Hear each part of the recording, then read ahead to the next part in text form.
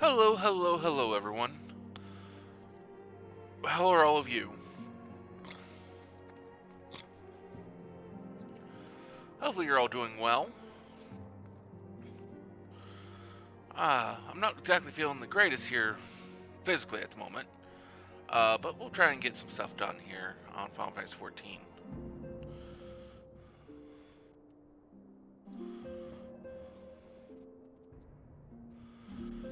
The next ship to sail, Alphino is feeling the need to take stock. Do you have some time to talk? I'd like to gather everyone in Dawn's Respite and together assess the situation in which we find ourselves.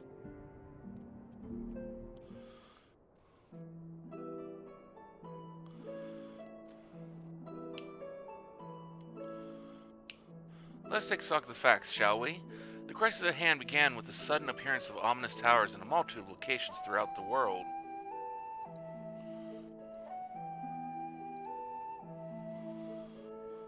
We have since learned that said structures were brought into being by an organization known as the Thaliak.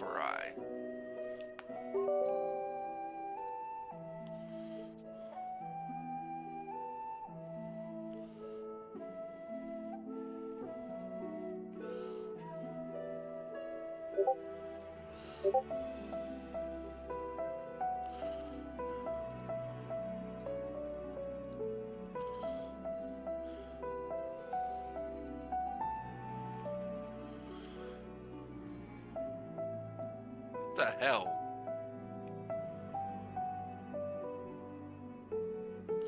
What is up with my computer today?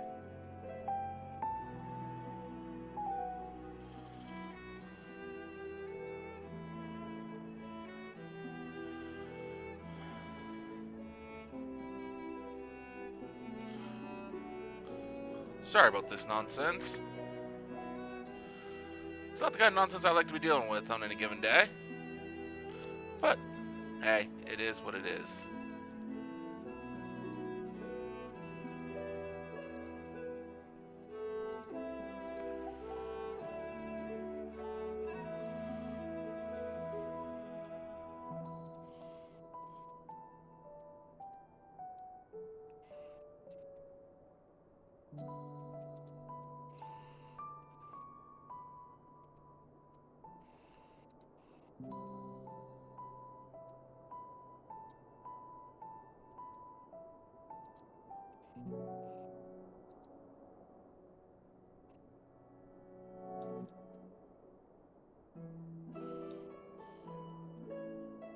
Oh, new event and...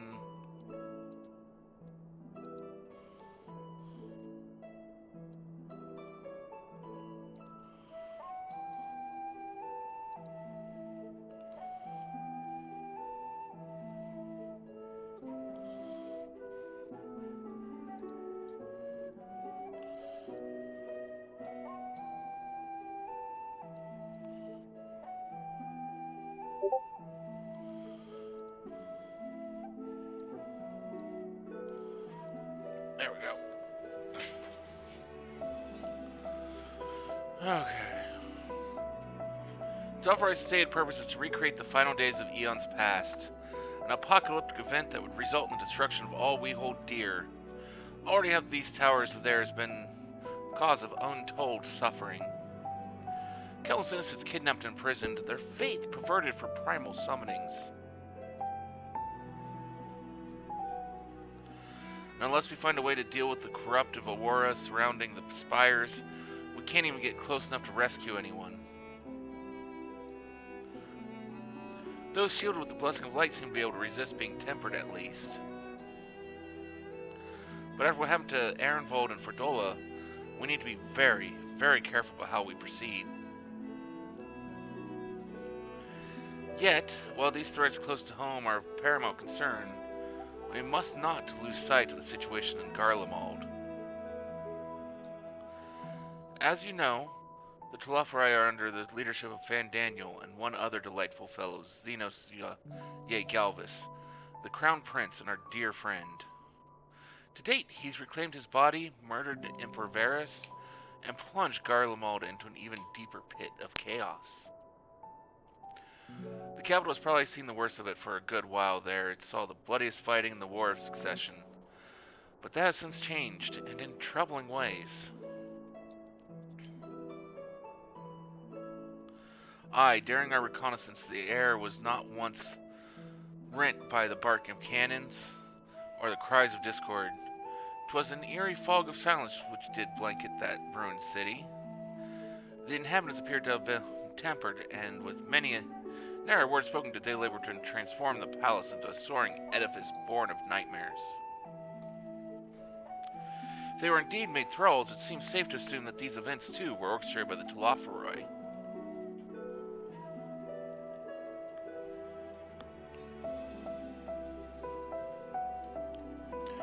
An army of primals is awful enough, but in light of recent developments, I fear it is only the prelude to an even greater catastrophe.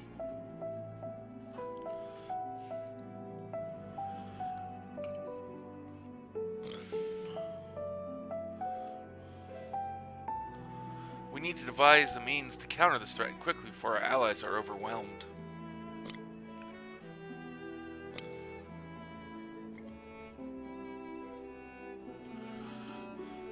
We'll find a way in Charlie, and I'm sure of it.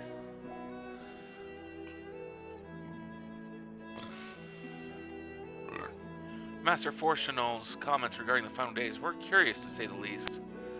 The Forum knows more than is letting on. Sorry to interrupt. We just received word from Mistress Cryle. She says that arrangements for your visit have been finalized. You're to head to Limsa and board the next ship bound for Charlian. And on arrival, present yourselves as associates of the students of Baldegian, come to assist with the Order's restoration.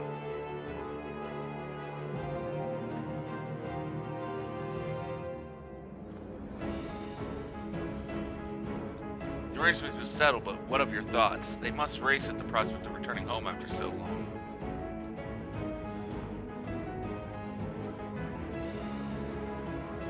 I am eager to see it, of course. We should set off at once.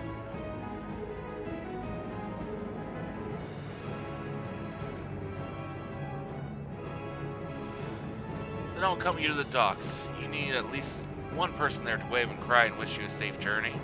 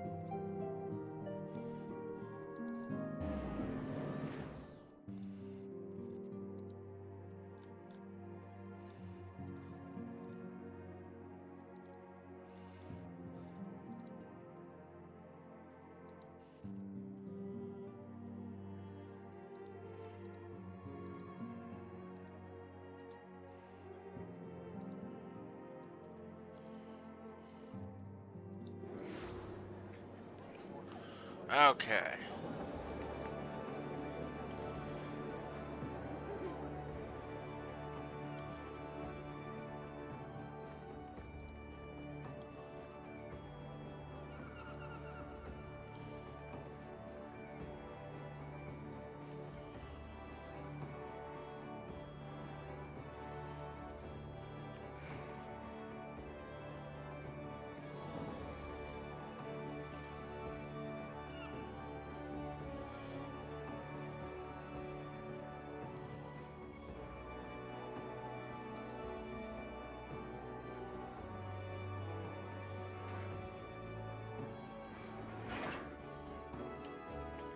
Everyone's here, which is good, because I've already paid for your passage, and the fee is non-refundable. The ship for Charlian should be pulling into port soon, so please follow me and have all your luggage close at hand.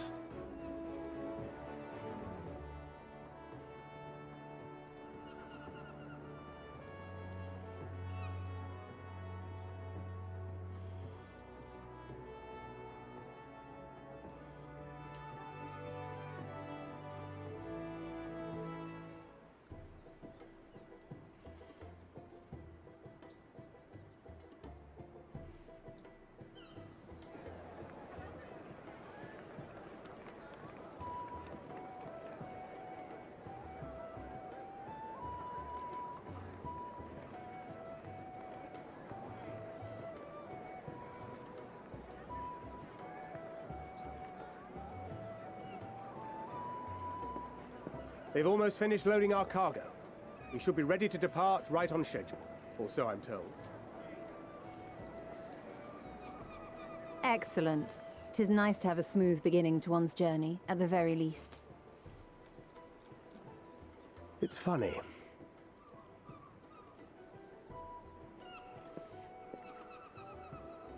Master Louis Soir came here on a ship very much like this one. And now, years later, the street urchin he befriended that day is bound for his mentor's homeland. With his mentor's grandchildren, no less. Aye.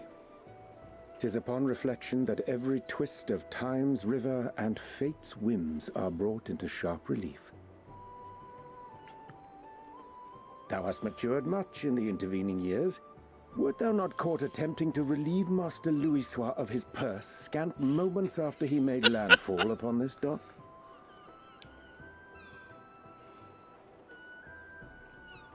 Oh, really? Now that's a tale I'd like to hear.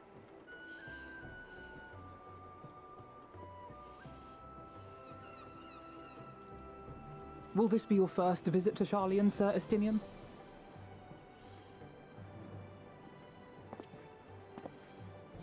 Sir Estinian? Are we strangers newly met? Why this stiff formality? I, merely meant it as a professional courtesy, since we are now colleagues in an official sense. I'd rather you dispense with the sirs, especially in private company. Or I'll be forced to respond in kind, little Lord Alphino. You've made your point, Estinian. Painfully well. Has he? Has he really? Better.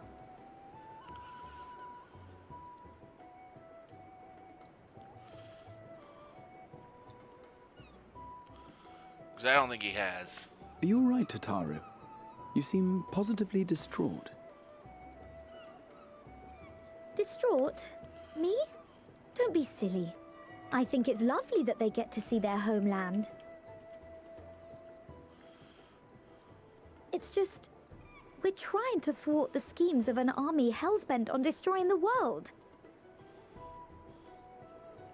And, once again, I have to stay behind and worry that this is the last time I'll get to see my friends.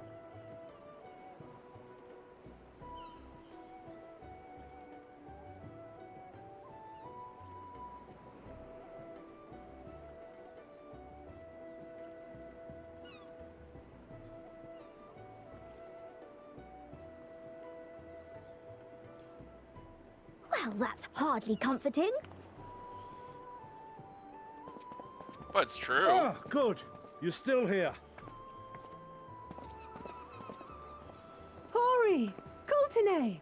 What brings you all this way?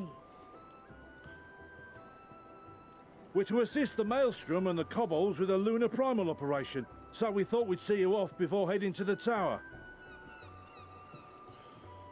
Flamine and the others wish you all a safe journey, and promise that they'll look after things here until you return. We will too, of course. Aye. We, your fellow Scions of the Seventh Dawn, will do our part to ensure the end of the world won't happen on our watch.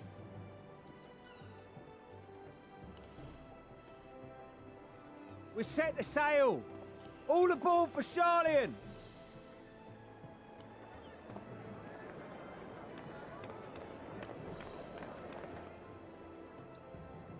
It's time. Then we must delay no longer. We will contact you the moment we learn aught of value. Wish us luck.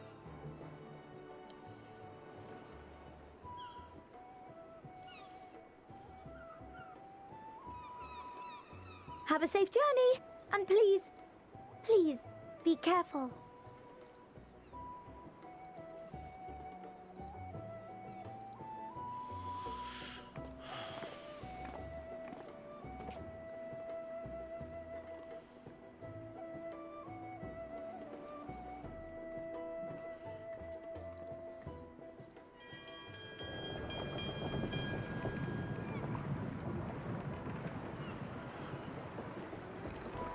Excuse me. And so you venture forth unto the unknown. A fate beyond the horizon that cannot be divined. A future undefined and in flux. In uncertain times, naught but the simplest words of wisdom will suffice.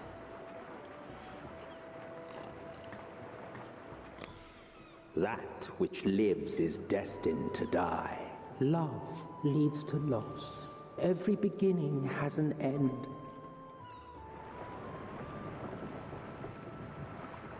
Treasure every moment, every step of your descent.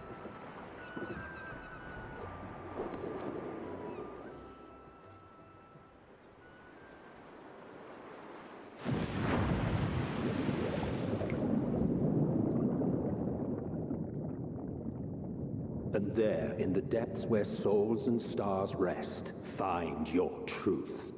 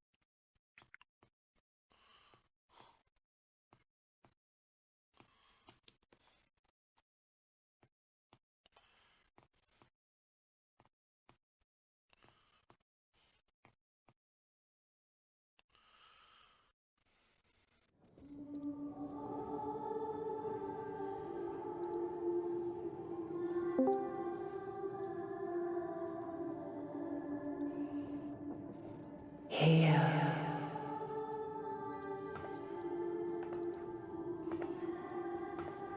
Feel.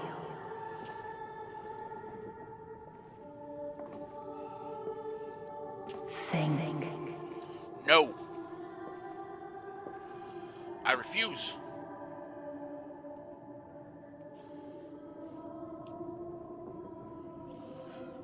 The day has barely dawned, my fellow earlier riser.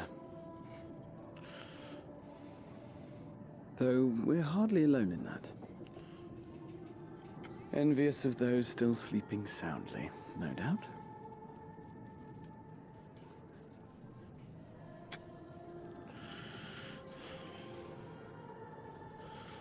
Maybe, maybe not. Called out to you, you say? I've heard nothing myself.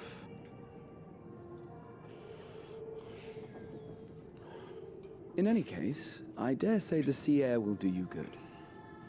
Why not join the others on deck? Scions should be coming into view at any moment.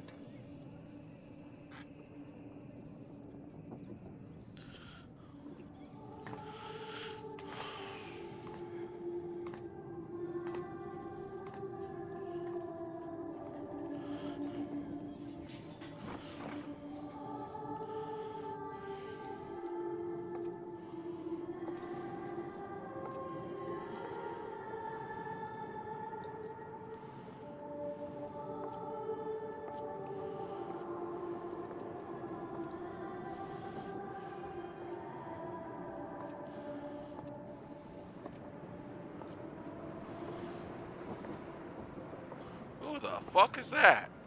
Why do they glow?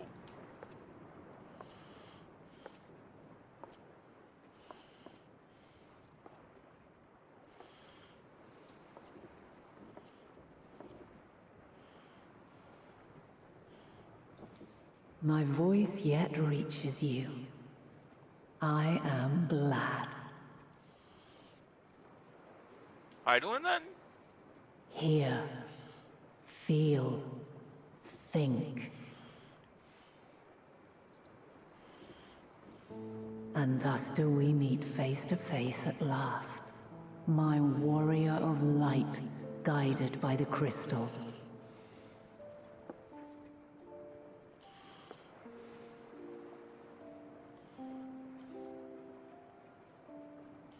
Why now? After your sojourn in the First, I believe you have your answer. You have gained an understanding of what I truly am, what Hydaelyn has always been, a primal.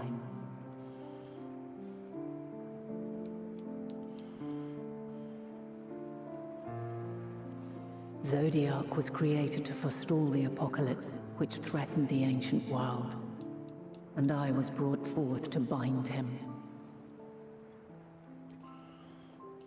Yet 7 times now, those who would orchestrate a return to that bygone era have rejoined a shard to the god I had sundered. The greater his strength grows, the swifter does mine own diminish. The power to draw your mind into the rift betwixt is no longer mine to wield. Yet though it taxes me sorely, I dare not leave these words unsaid.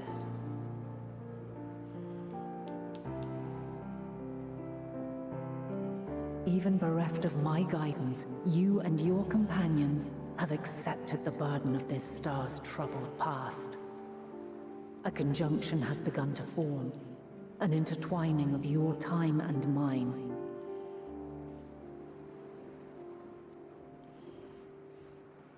Wheels shudder and turn.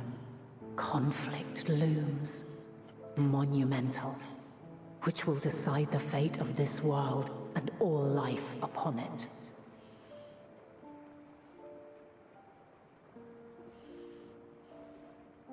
When you truly understand what is at stake, and your journey has prepared you to surmount the insurmountable, then shall I honor the promise made in another time, another age.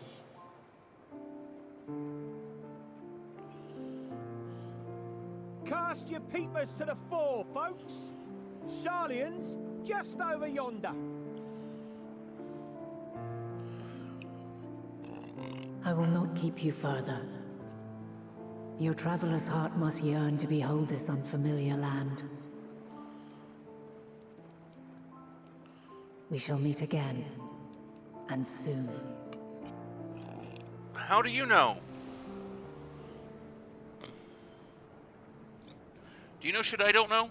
Because if you do, you could have told me. It might be helpful. And again, also, if you tell someone good things about the future that might happen, by trying to make those things happen, you could inevitably actually try to change those very things, and those things then not happen.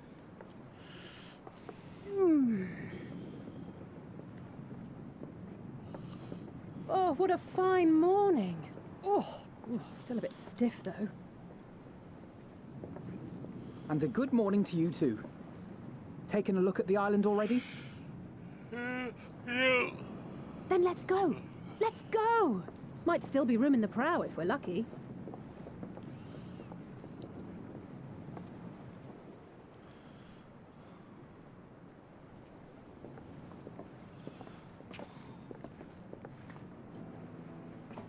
Ah, the sleepers have arisen.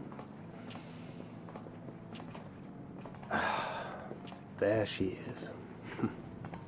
Good old Sharlayan. Oh, I see it.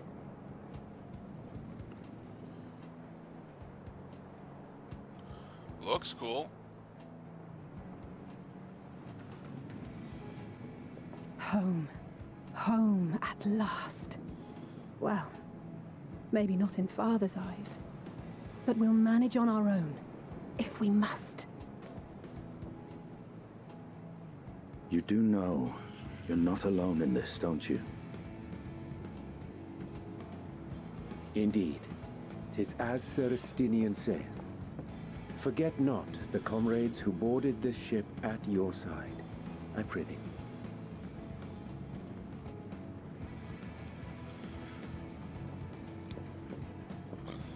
Thank you, my friends. We are ever grateful for your steadfast support. Upon arrival, we will be disembarking into the heart of Sharlayan proper.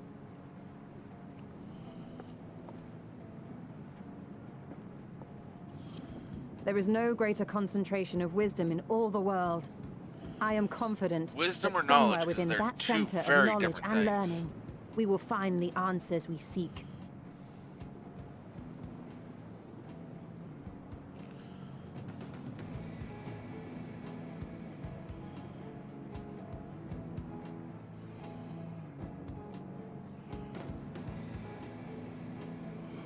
Because one can have all the knowledge in the world, but if one does not have the wisdom to use it properly,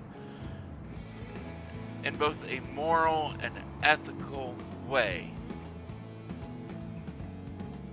then no good can come of it.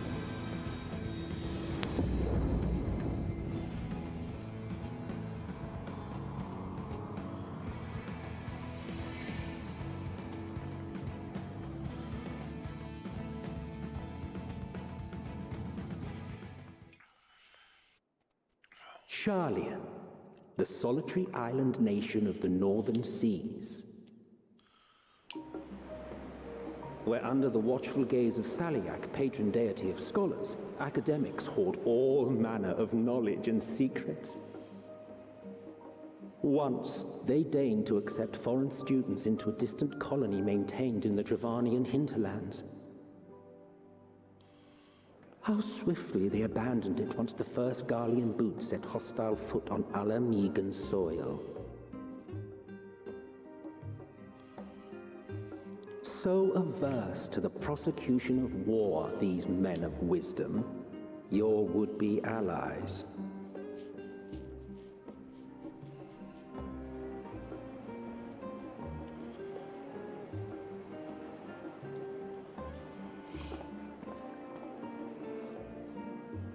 I thought they'd never let us off the ship. What's next then? Entry applications? Possibly. Hopefully they find no cause to deny us.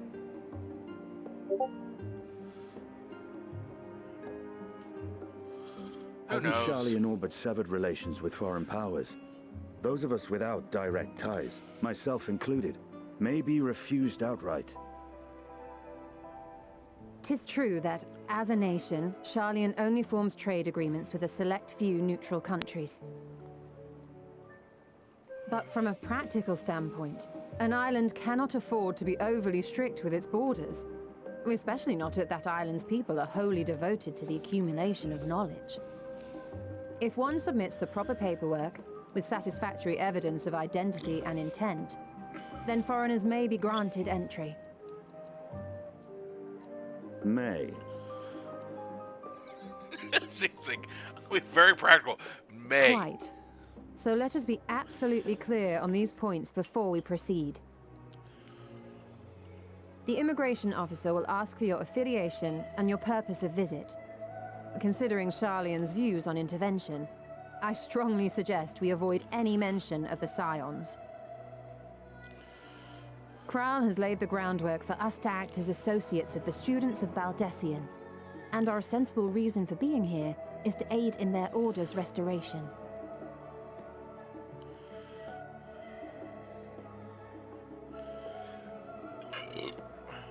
So give that story sick to It him. might expedite our progress should an actual student be seen at the head of our little group. Would you mind leading the way? Of course. The immigration offices were this way, as I recall. Shall we?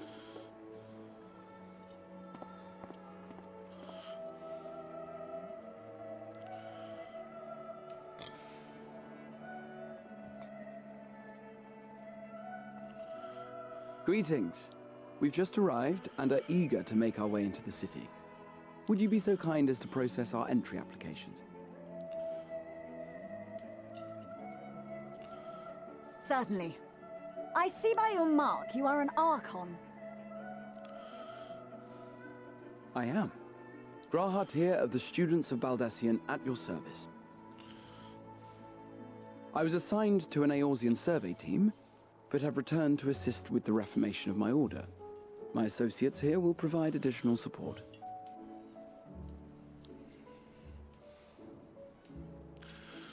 Very good.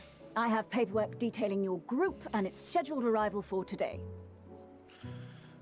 Okay, that's not exactly what I was expecting to hear. And it seems some few of your companions are also Archons. If you'll step forward, we can process those applications first.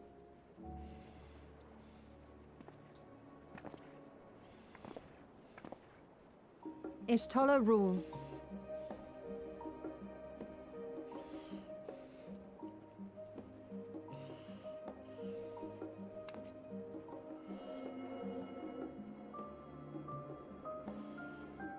See how it glows?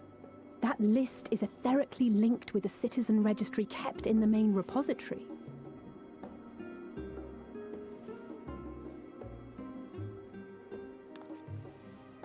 I've confirmed your status as Archons and amended your travel records accordingly. Welcome home. Now, who do we have here?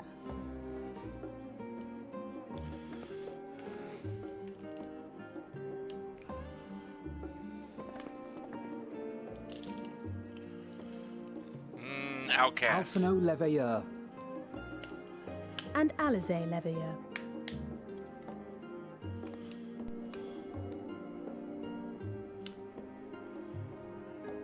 Your applications have also been approved. Having said that, the streets are abuzz with talk of how House Leveilleur's lord disowned his young progeny. Nah.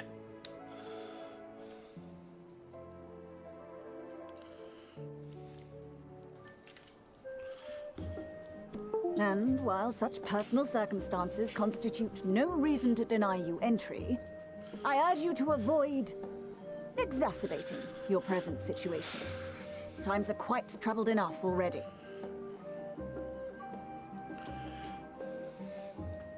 We shall keep that in mind.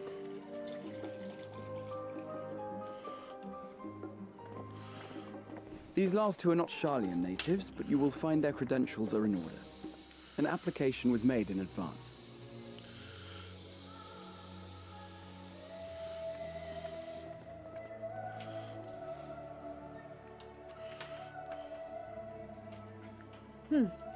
Name and occupation? Yeah, I don't really have an occupation.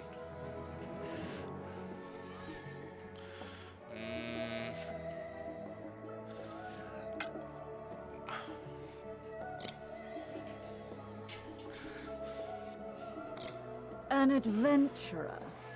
Well, I suppose that is considered a valid calling in your native Eorzea, and it does indeed match the profile provided. You may enter.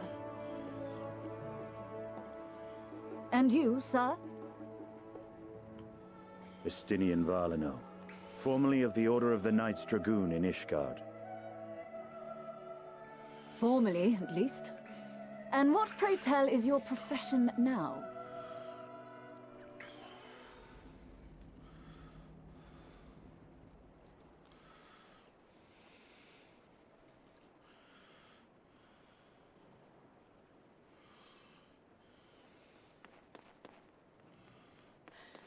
If you'll allow me...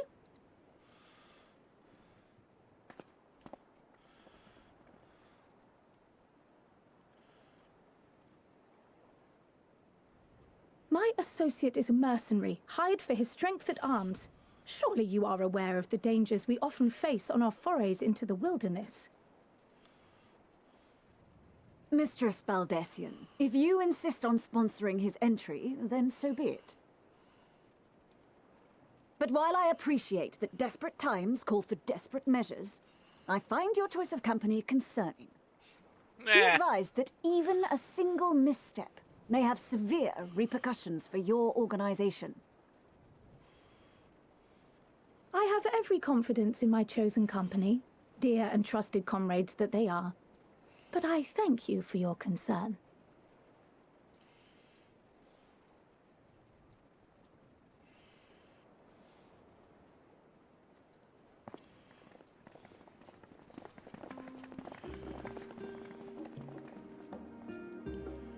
Croyle, it is good to see you. Likewise. Long voyage notwithstanding, you will seem none the worse for wear. There is much to discuss, but this is hardly the place. Let's be on our way, shall we?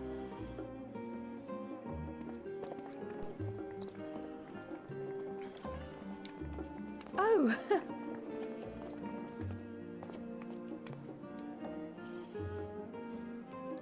Welcome, friends, to Scions. As your mercenary, I should hope my welcome includes a generous salary. Well, I had to say something, Sir Taciturn. Goes with a salary. Well, fair enough. I mean, you did say I'm a mercenary, so...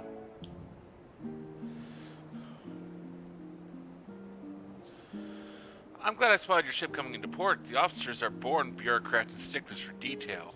In any case, you may relax and take a moment to get your land legs back.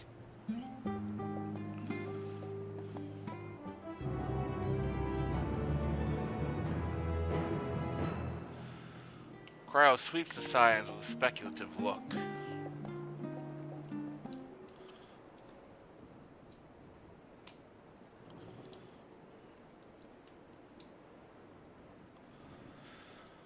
I thought to launch directly into an explanation of what I've learned and how we might proceed.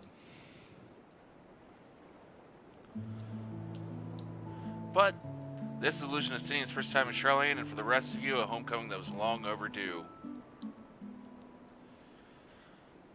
You must have places you wish to visit and people you're dying to see. Therefore, I propose we postpone our agenda so that you all may have sufficient time to recover from your journey and get your bearings in the city. Once you've settled in, we can reconvene at the Baldeshian Annex. How does that sound? It is a fine suggestion. We may not be welcome to Lovelace Estate as such, but I should like to nose around the neighborhood all the same.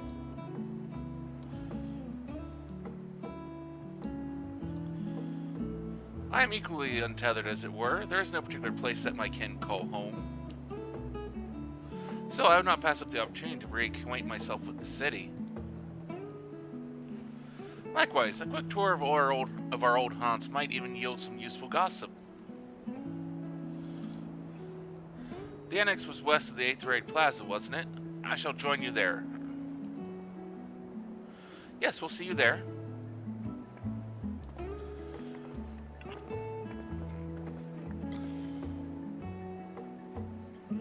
I do have places I would be remiss in not visiting forthwith. By thy leave?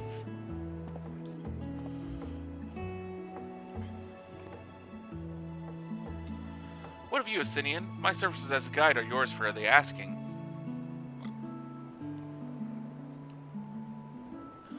That won't be necessary. Until we reconvene, I prefer to wander as the wind takes me.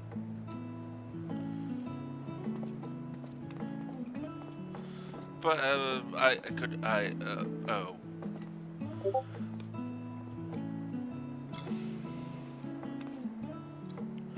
Well, Raha, would you like to join us then?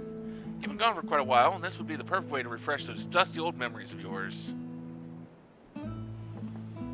Oh, of course, if you will have me. Come, Charlian awaits.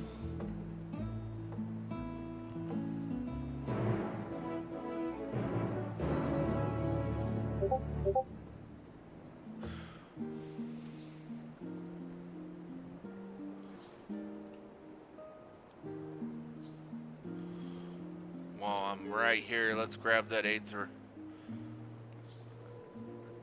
shard.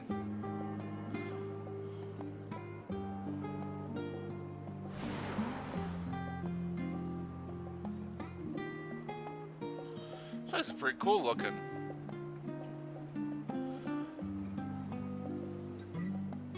Very old Greekish looking place.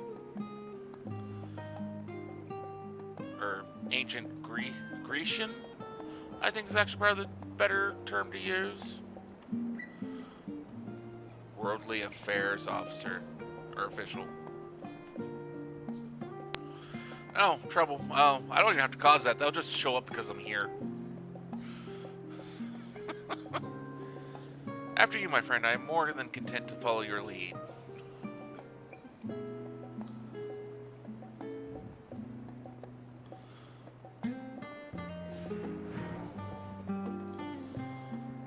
All set then, let's be on our way. Our first stop, amusingly enough, will be the Last Stand. It's a cafe on the west side of the harbor.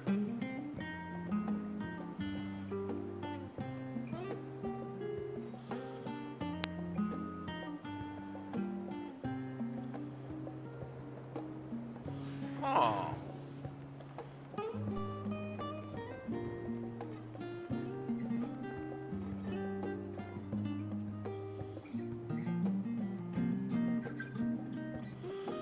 With all the unusual wares coming and going at all hours, I expect the assistance of an intrepid adventurer would be highly appreciated. I see no reason why you couldn't undertake any task which pique your interest. You haven't cleared by the immigration officials, after all. I look forward to the day your name is celebrated in Charlian the same way it is in Eorzea.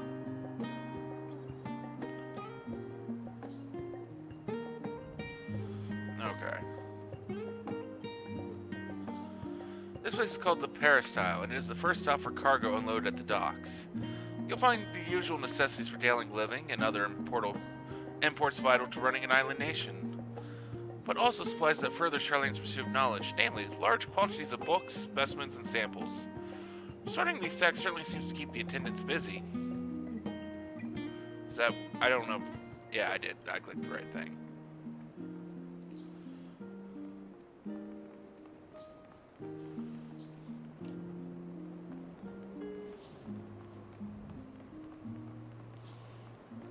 I want to make sure I got...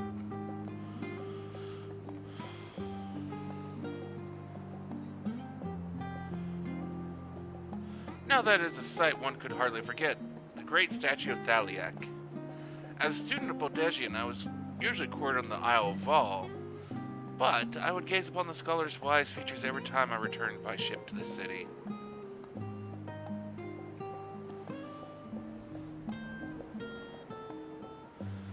This path leading out towards the sea is known as the Thaliak Stoa, so named for the statue of the scholar which stands at its end. As you know, the Charlian people prize the accumulation of wisdom above all else.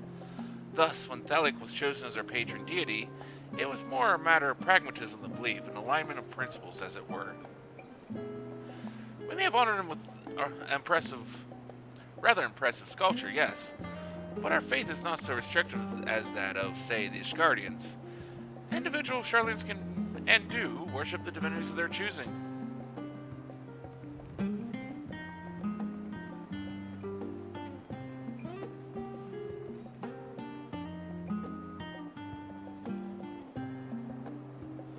And here we are, the Last Stand.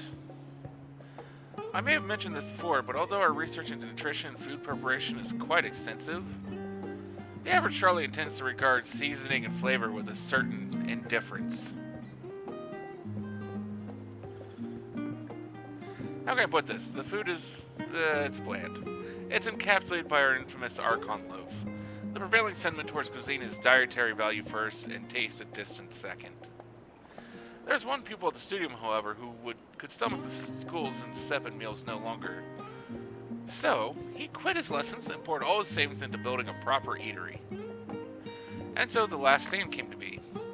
It is, as the name implies, the sole dedicated outpost of fine dining in Charlian. The one and only bastion of the culinary arts in an isle of otherwise mediocre fare. I seem to recall their burger being hailed as one of the more impressive items on the menu. Not that I've ever had the pleasure of eating one myself. Because you're a typical Charlian when it came to cheap and convenient, Raha, but surely Tataru has since taught you how to appreciate a well-prepared dish. We should all stop in when time permits and sample the cafe's delights. Shall I press on? The stairs to the side of the cafe there will take us up to the Aetherate Plaza.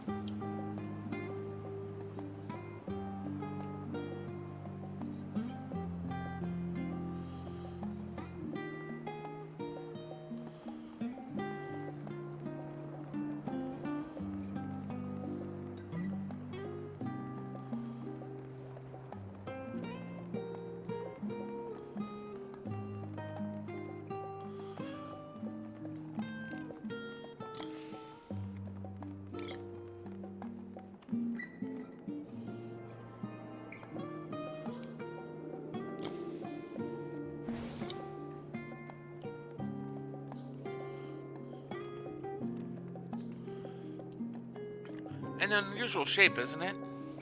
I assure you, however, that it's a perfectly functioning aetheryte.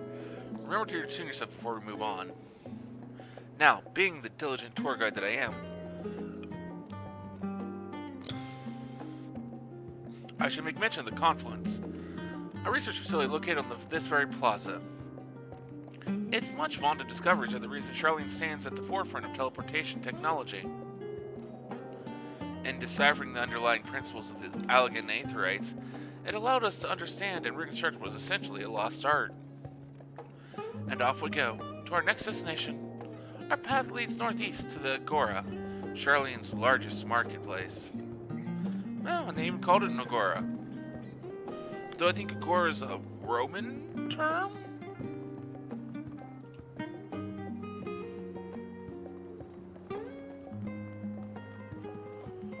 I could be wrong on that, but I believe it is.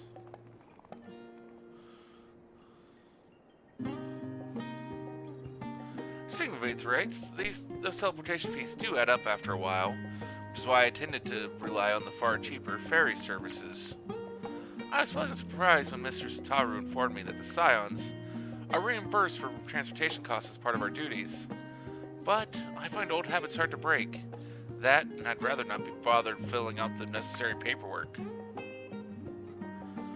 I get that entirely.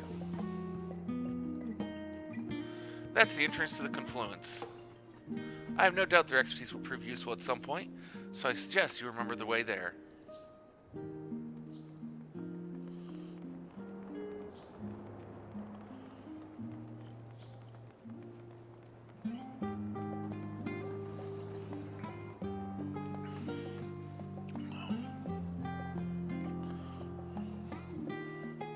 Do you mind if I browse the shelves for a moment? There might be some hidden gems I've yet to read.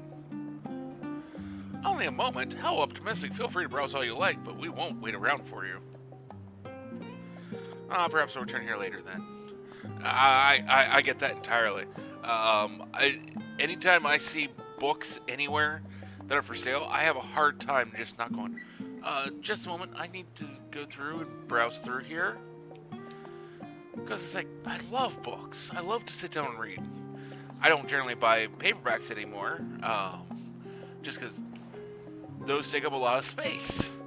Now, for most part, it's like I'll Kindle ebooks, because it's just like, they fit in a small little device, it doesn't take up much space, and I can fit thousands of books in the cloud. These little open-air bookstores are so uniquely Charlene, I'd always thought them a common sight until I visited other nations.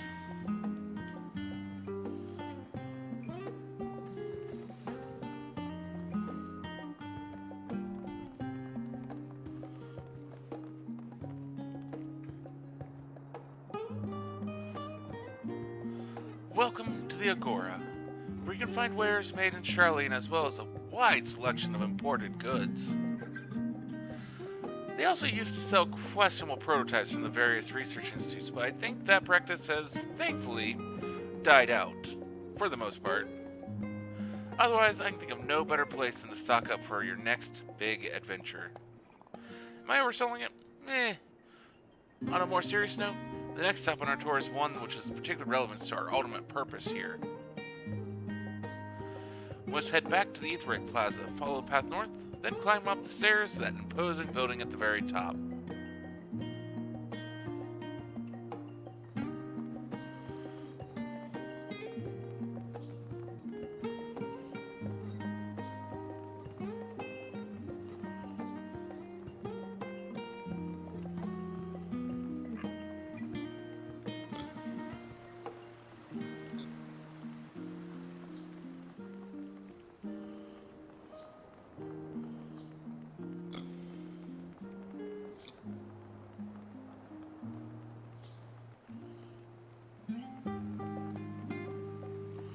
Oh, these are pretty.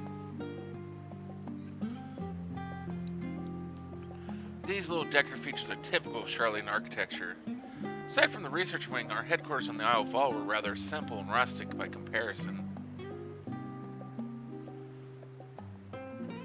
This is the Nymphium, an area dedicated to the blessing of water.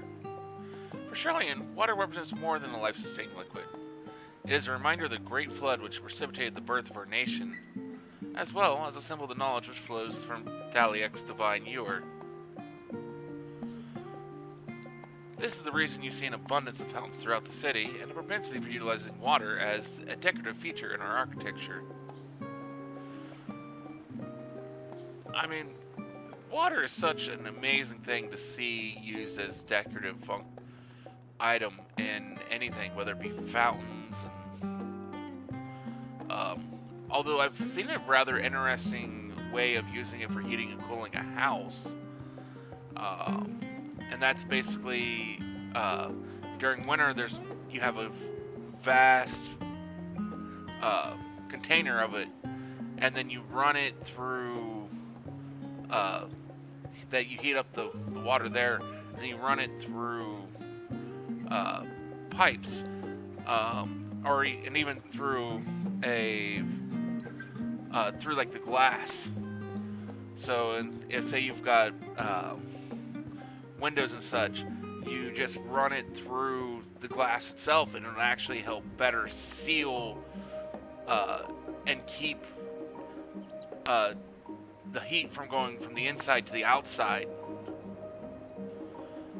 and vice versa.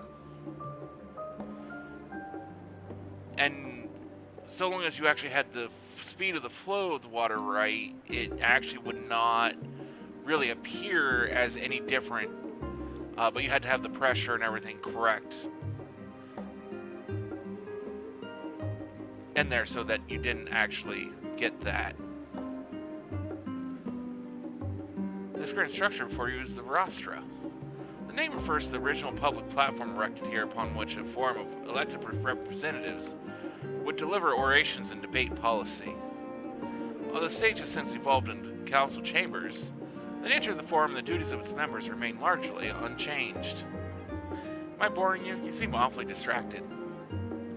My apologies. From here one can see the entire city spread out below. The vista put me in mind of my arrival in the first. Those who had gathered at the Crystal Tower asked me how they might go about building a new home.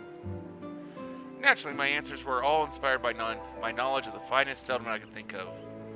The great city of Sharlayan. And bit by bit, those few buildings grew into a town, a community, the Crystarium. I can almost see its echo. Feel free to come up here whenever you wish. I don't think the counselors would object to you simply enjoying the view. Such memories should be treasured. For now, however, the tour must go on. Our spectacle of sightseeing concludes with the fittingly named Journey's End. Walk down the stairs to the east and continue straight ahead.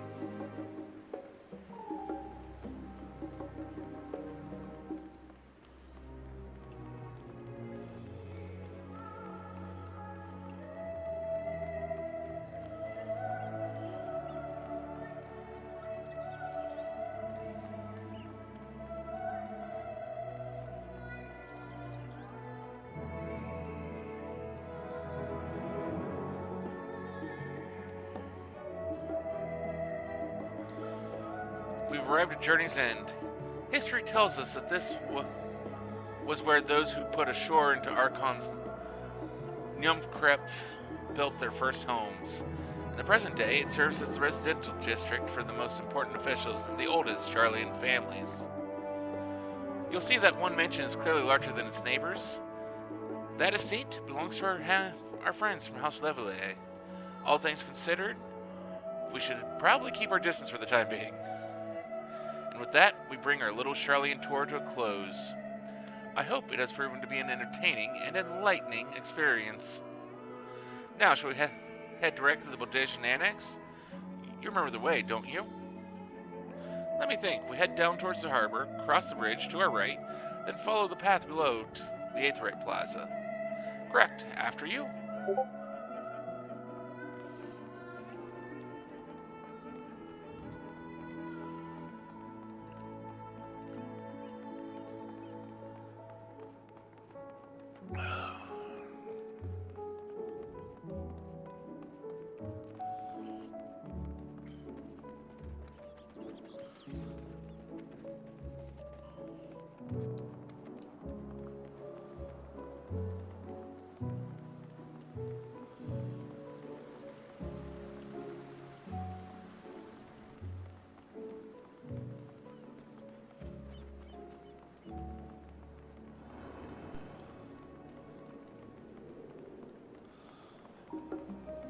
So I think this is the path they're talking about, considering the arrow is still pointing off that direction.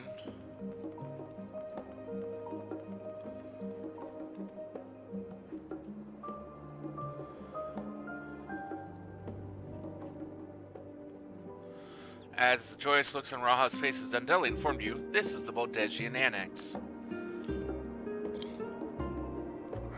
If you continue up the hill, you'll arrive at the doorstep of Phenomenon, but I think you've explored enough for one day. We can take you there another time. Inside with you then.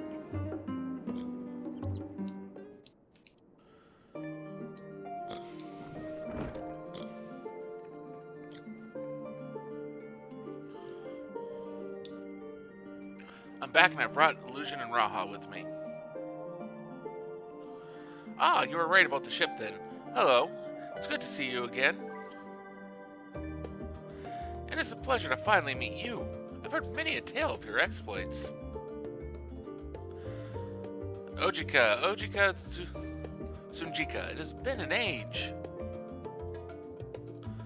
Let me introduce Ojika Sunjiko, Administration Officer for the Students of Boldegian. He oversees the day-to-day business of the Annex. The champion of Eorzea has featured prominently in Crown Graha's reports, so for me, it is akin to seeing a fabled hero come to life. It is an honor to make your acquaintance. This place is like a second home for the students. The Isle of Val served as our main headquarters, of course, but we often had the occasion to visit Sharlayan. Whether to make use of the city's research facilities, attend conferences, or procure supplies from distant shores. And the annex here was built to provide lodgings for our members while we engaged in such activities. Ever since our former headquarters, along with the isle itself, vanished, the annex has served as our base of operations. And yet, it feels so empty. With so many lost to us, our organization is a shell of its former self. The day will come when we will see the students rise again. But first, we must ensure that the Thalafaroi fall. Through that door on the left, there is the main hall, where we can discuss our options moving forward.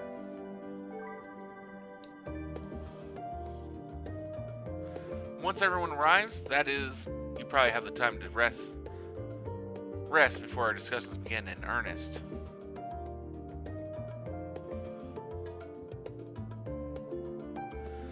I've had private quarters prepared for you in the Andron, so please feel free to make yourself at home. Ah, the nap room's perfect for an afternoon doze.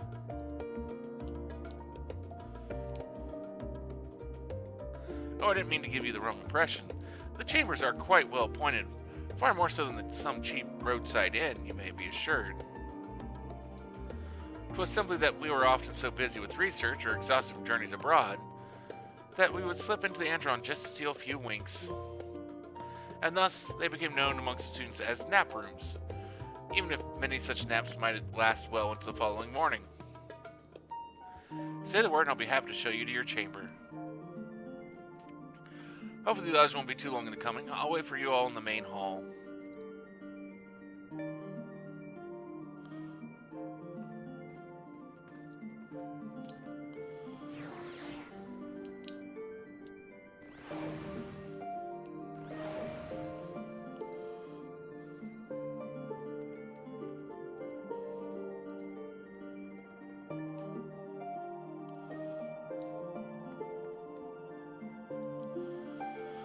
Feeling refreshed and alert? Our colleagues should be wandering in soon, so I suggest we stay here and wait for them to join us.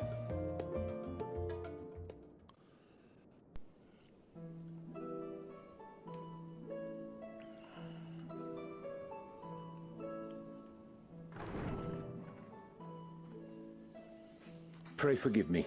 I was delayed. Sure you were. It's fine, Urianger. We're all here now. Let's get down to business then, shall we?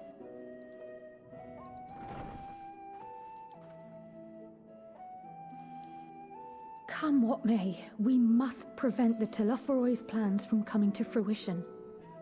At present, I see two paths for gathering the information which may aid us in achieving that goal. The first involves an investigation into the change which has come over Sharlayan, not to mention the recent inscrutable behavior of the Forum. As most of you know, the 99 members of the Forum are elected from the general populace. This alone guarantees a plethora of opinion with regards to foreign policy. The bibliotheques, for example, are a group of conservatives which would have Sharlayan focus on recording history, while remaining entirely uninvolved in the making of it. And at the other extreme, we have advocates for proactive diplomacy and direct intervention. My grandfather Galef was one such member, as was Archaeon Louisois. Yet despite our diverse factions and philosophies, the recent vote to deny Eorzea's request for assistance was unanimous. Even more concerning was the fact that many cited other, more pressing duties as justification for their recalcitrance. Fortuno's refusal in Gridania had those same undertones. 'Twas as if, having stared unblinking into the face of impending doom, he had simply turned away to pursue something more important. But what could that possibly be? A mystery indeed, and one which I ask for your help to solve. Our future may depend on it. As for our second potential path, it concerns a request made directly to the students of Baldessian.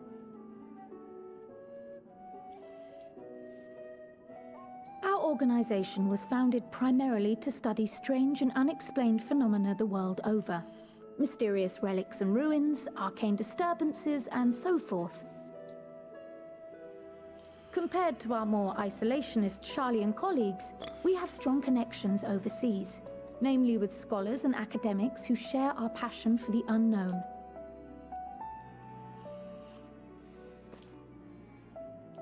The request in question comes from one such acquaintance, Nadana, an alchemist residing in distant Thavnair. Her missive describes the sudden appearance of a tower, and the subsequent summoning of what I can only assume is a lunar primal.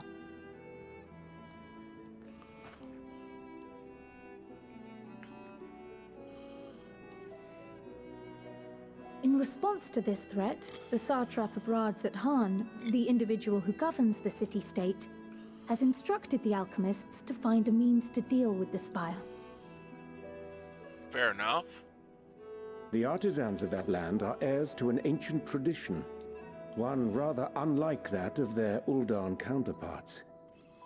'Tis possible, nay, probable, that they have gleaned truths unattainable by Eorzea or her Far Eastern allies. They do, in fact, appear to have a strategy in mind, though it will require further research. To that end, they have requested an introduction to a capable warrior shielded by the blessing of light.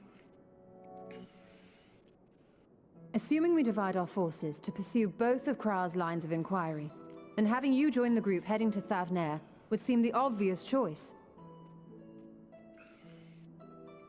But the investigation in Sharlayan is of vital importance as well. Equal, I think, to the Thavnairian one, given that the fate of the world may hinge on the results of both. Yes, it is quite the quandary. Though it is a great imposition and an altogether too common one, our efforts would be more likely to succeed were you to lead the charge on both fronts.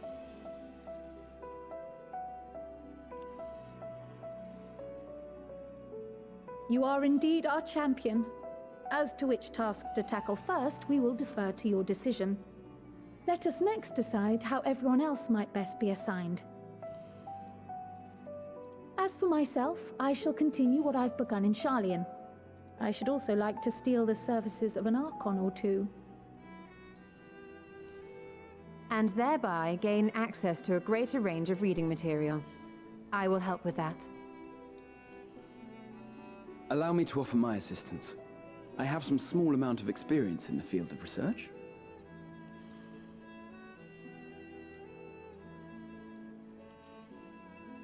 Alize and I would also like to help, if you would have us. Anything to understand even a fraction of what our father and the Forum might be thinking.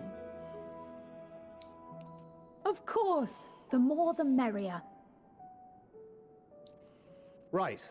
The rest of us will make the journey to Thavner. Thoughts? Objections?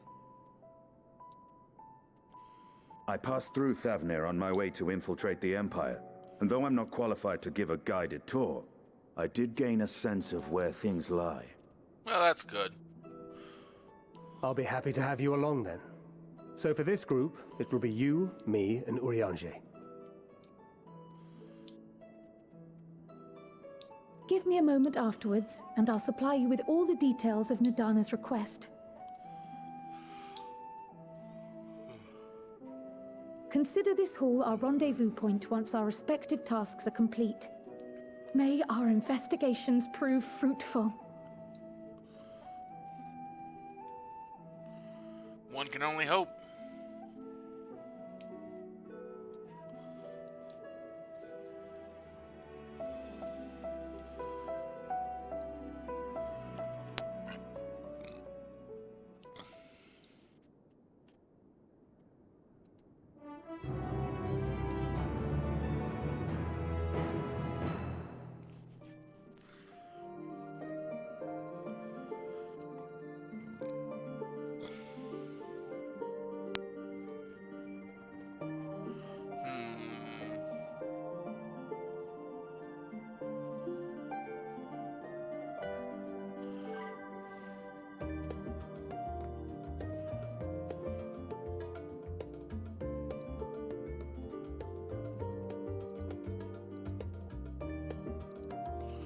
Let's see, who to side with here first?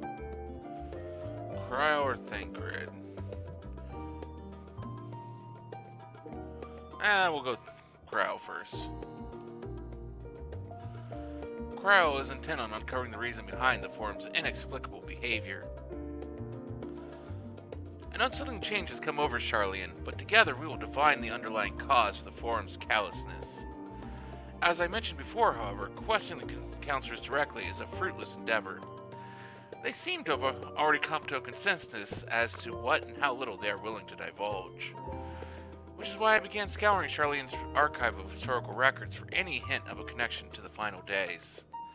Suffice it to say, that progress has been slow. There are only so many dusty pages one can skim in a day. But now that I have this band of willing reinforcements, the search should proceed all the swifter. Let's reconvene outside Nomenon, shall we? Exit the entrance to the right and you'll find the archives on the western edge of the woods.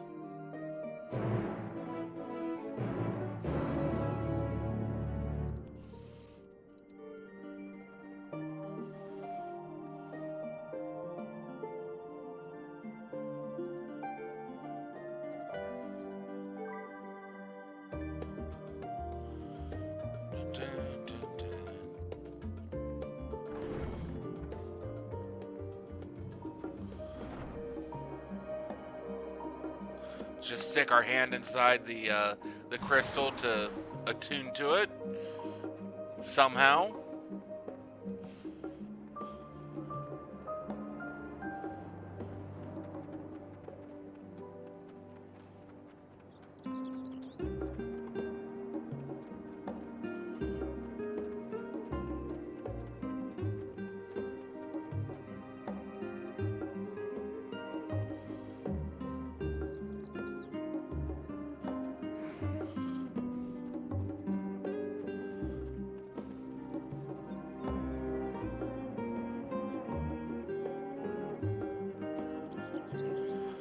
My directions were easy enough to follow, I hope. In any case, you stand now before the doors of the Nomenon, Sharlayan's grandest collection of books and tomes. This building is actually only an entrance, and one of many at that, for the archives of Nomenon extend deep beneath the surface like the roots of a tree. The vast halls of the great Google Library pale in comparison to Nomenon's endless maze of subterranean chambers. Any citizen of Sharlayan is free to enter and peruse its shelves. Well, most of its shelves. Only Archons are afforded access to certain restricted vaults. I've dispatched Chtola and Rahad to investigate those. Meanwhile, Alisei and Alphino will help me continue my search through the stacks open to the general public. Your status presents more of a problem. As a non-citizen, you're only permitted to browse the first floor here at the entrance. Even so, there should be a number of books which touch upon Charlian history of foreign policy. Your task will be to find and study the relevant publications. I promise you, a working knowledge of those subjects will make it far easier to spot the sort of clues we're looking for. Let's be about it, shall we? I've told the others to meet us at the stone benches over there once they've found some promising tomes. Happy reading. I'm always happy when reading.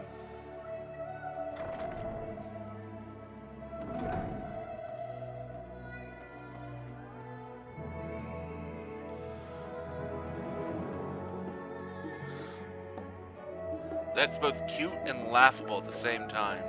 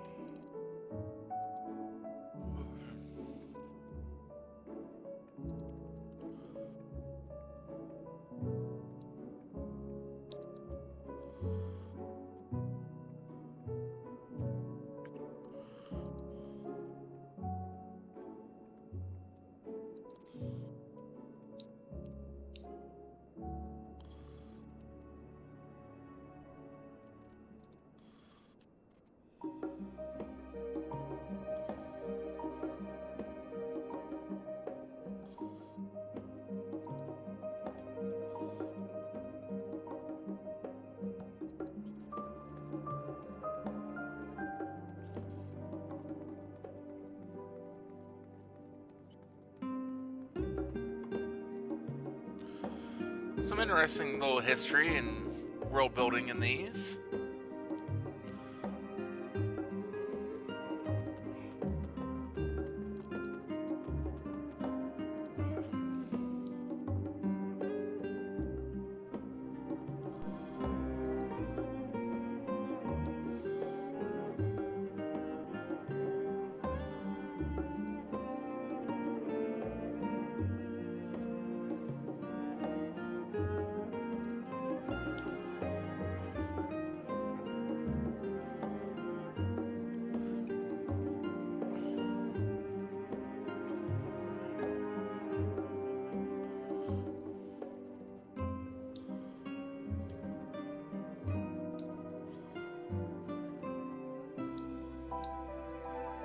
Oh, this is going to be useful.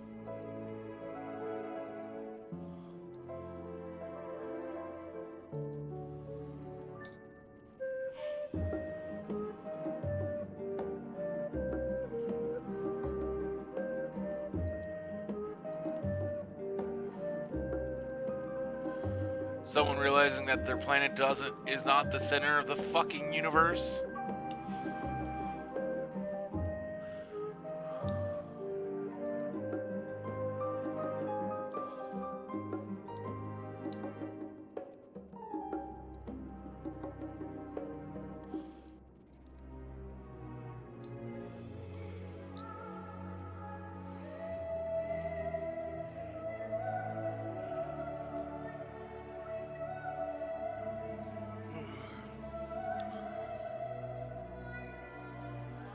So self-help book.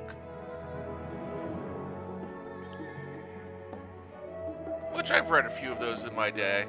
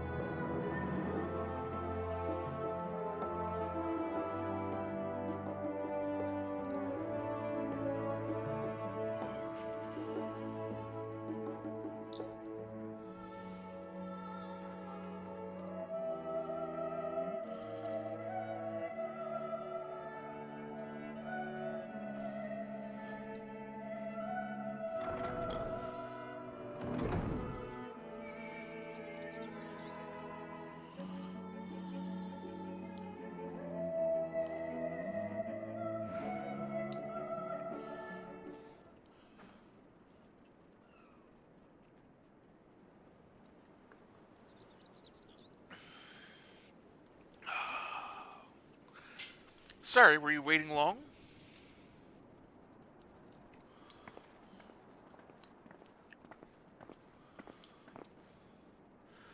I wanted to make sure I'd borrowed at least a few promising volumes. Alphino and Cryo should also be along shortly. I was delayed in similar fashion. As far as I could see, no titles in the Archaeon stacks mentioned the final day specifically. So, we have no choice but to start with the tangentially relevant tomes, if they are even that. At present, the plan is to skim through as quickly as we dare and share our discoveries as we make them.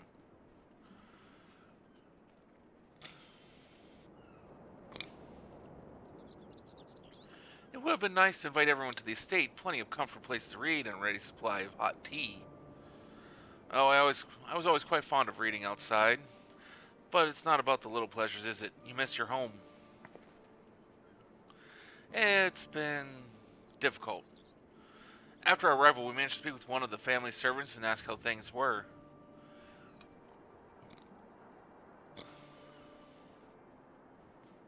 It seems our dear father has instructed the staff that even if Alphino and I were to return to Charlian, we were not to be allowed to cross the threshold.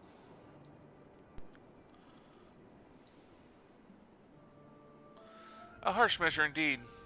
I hope that our efforts to understand his position and that of the foreign will perhaps lead to a reconciliation. We'll mend this rift one day, I'm certain of it. And what of you, Graha? Have you been to visit your family, or do they not live here in the city? Well, my situation is also somewhat complicated. I was raised in Charlene, yes, but I was born rather further away. In the southern reaches of Ilsabard, in fact. For generations, my people have dwelt in Corvos, the coastal region opposite the island of Thavnair. The Elegants founded a city in the fertile land, and by ship brought in the subjugated tribes of the Makote to serve as laborers. Of course, the massive earthquakes of the Fourth Umbral Calamity brought an end to the Empire's reign, and when the Fifth Calamity froze the sea solid, many of the tribes still living in Corvos braved the journey back to Eorzea. My ancestors, however, chose to remain, that they might prevent the remnants of Algan technology from being misused. Isn't Corvos under Garlean rule? For the past 50 years, yes. Some semblance of local culture remains, as is the case for most imperial provinces. But Garlemald renamed the region Locos Amanus. When I was a boy, a nearby town came under the jurisdiction of an illustrious imperial family, the nobles of House Darnus.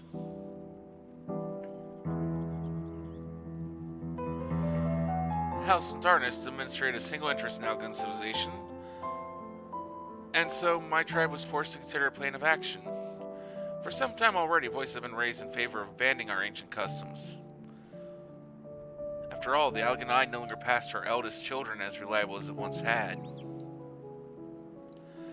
Fear of discovery eventually tipped the scales, and the decision was made to bury our ties to knowledge and traditions of Alag. As the last child born with the Alganai, I was given over to the custody of friends and students of Odegian, who had me registered as a Charlian citizen. I never even considered, forgive me. It was an unkind question. Even Thancred has taken in by Archon Louis Swab, was he not? Stories of adopted waifs and rescued orphans are more common among Charlians than you might think. Yet regardless of our origins, we are all provided with an equal opportunity to learn, and with sufficient perspicacity, we outsiders can even earn the vaunted title of Archon. 'Tis exactly why I have such love for this country, and why I wish it to remain a nation of which its citizens can be proud. Hear, hear. Another good reason to get to the bottom of the Forum's stubbornness, aside from the trifling matter of our impending doom. Excuse us while we try to make some headway into these books. More company should be arriving any moment now.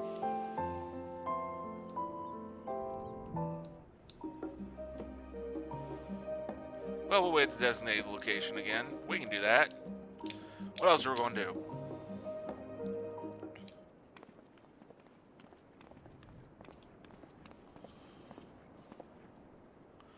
We've returned with our selections. Although I must say the pickings were quite slim indeed. Mr. Squirrel has already flicked through every history book devoted to disasters, and now more than a few which barely made mention of them. As such, we'll be looking into research papers on the Umbral calamities, as well as articles written by prominent forum members. Perhaps their knowledge of the final days comes from an unexpected source? Speaking of which, might I ask you a few questions related to the final days? I'm the only one here who didn't witness the events of Amarat firsthand, and I fear I may be overlooking critical details. My thanks. Now, where to begin?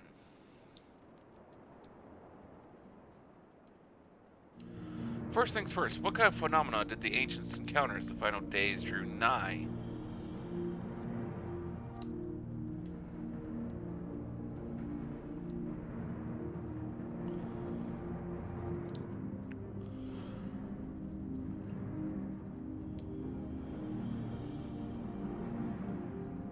Yes, the unfolding catastrophe wrought havoc on all manner of life. The chaos extended to the ancients themselves, causing their powers of creation to spiral out of control. Fear and despair manifested in terrible, tangible fashion. Meteors raining from the sky, fires erupting from the ground, indescribable abominations prowling the streets. That more or less aligns with my understanding. If only the arts of creation had survived until the present day, we might have had something substantial to analyze. To the best of our knowledge, however, those techniques were not preserved or passed on. Ishtola surmises that the closest known magic is that of the summoning rituals promulgated by the Scions. Was there aught else of note which heralded the approach of the final days?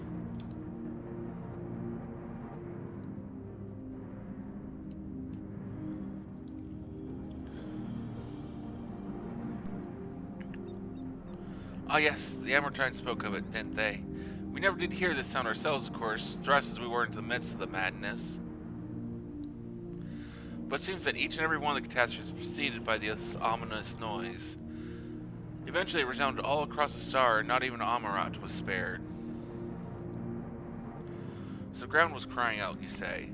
To be considered the harbinger of doom, it must have been quite distinctive and probably quite loud. I'll have to speak with one of Nomonon's Mamets and ask after any books which make mention of such a sound.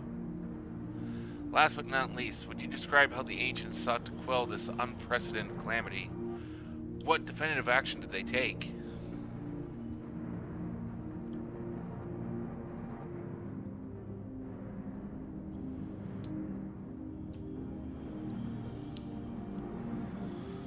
Yes, with Elizabeth serving as his heart, so many gave themselves in sacrifice to bring him into being. We do not know exactly how Zardiak brought salvation to the star, only that by his godlike will were the laws of nature set aright.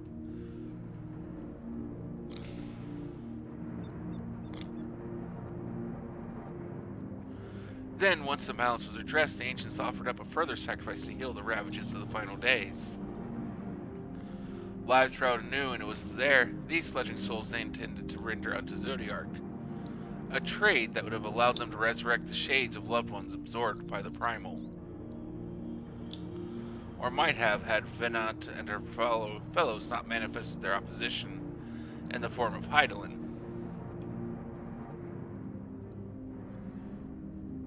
Thank you, both of you, for the detailed review. I feel much more confident now in my understanding of events. With all that freshly in mind, it does make me wonder what the Telophoroi truly mean when they speak of bringing back the final days.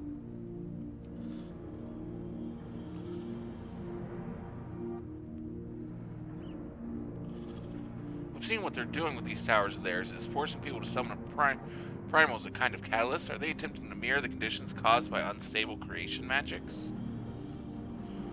Or are they simply using the final days as a figure of speech, a convenient metaphor for the scale of destruction they plan to unleash? But this is all just pointless conjecture at this stage. Let's return our attention to the forum, shall we? We should keep an eye out for Y'shtola, but 'tis time we begin studying these research papers.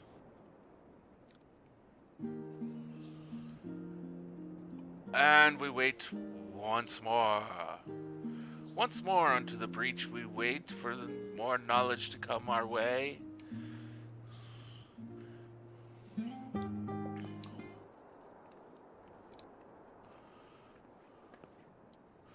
I'm the last, am I? Well, my extended search for Archaeon stacks produced one or two possibly useful books, but I won't get your hopes up. If you recall, Uranger learned of the source's reflections from the Garam oracles. For its potential to cause panic and confusion, the tome was deemed apocrypha and sealed away in the Great Google Library. It is even less likely that knowledge of the unsundered world, not to mention the horrors of the final days, would be left sitting on a shelf for any curious scholar to find. It stands to reason that my colleagues, be they archons or counselors, should perforce be largely ignorant of the subject. Yet, when you confronted Master Fushinal with the knowledge of the Telophoroi and their machinations, he scoffed at the suggestion that they posed a threat. He seemed adamant that the Forum would know if the final days were truly upon us, which only supports the conclusion that whatever privileged wisdom is guiding the Forum's behavior, it is being kept secret from the rest of the nation.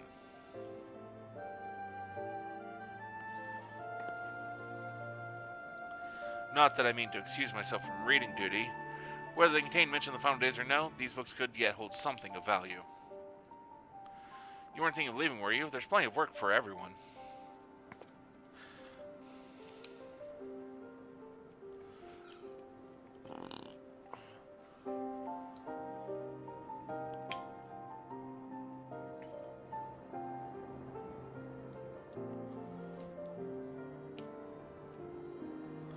You labor for what feels like an age as Y'shtola's research assistant.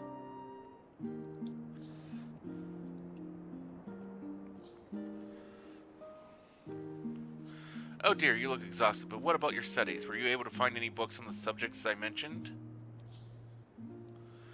Then the days was well spent. Should you wish to read them again, a memo at the reference desk will point you in the right direction.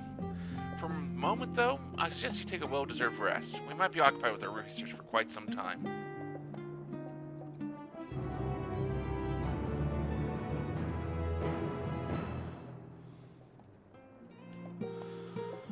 Alice appears in desperate need of a study break. Ready for a tea break? I know I am. Honestly, my neck and shoulders are going to calcify if I don't stretch my legs and walk around for a bit. You know the last stand down the harbor, don't you? Come meet me near the outside tables, and I'll treat you to their coffee. It's quite good. I have a real problem, though, when I start reading, I just completely get lost in the book and lose complete track of time, which can be a very detrimental thing, especially it's like in the morning when you gotta get ready for work. It's like get lost in the book while doing morning ablutions, and just if I didn't have alarms set specifically for that reason, I'd probably be late to work every day, and I mean ridiculously late to work.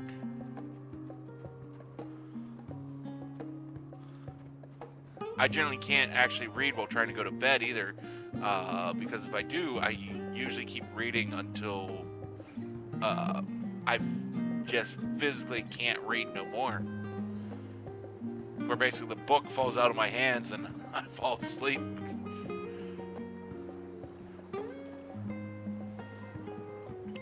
As busy as ever, I see. How very Charlian that no other gourmet cafe sprung up to compete for customers.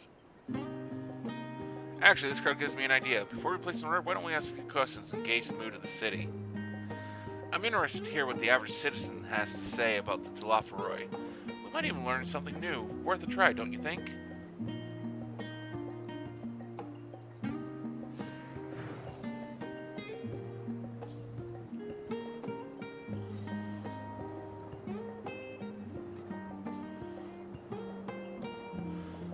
What is it? Can a man not enjoy a moment of private respite? If you're looking to share a table, then I respectfully request that you look elsewhere. You must understand, sir, we were simply wondering if you knew of the Telaferoi. These enemies of peace have promised an end to all we hold dear, and... Wait, you're that House Levelet girl, aren't you? And this woman with you is obviously a foreigner. I'd heard you were disowned for helping outsiders indulge their barbaric whims, and here you are giving truth to the rumor.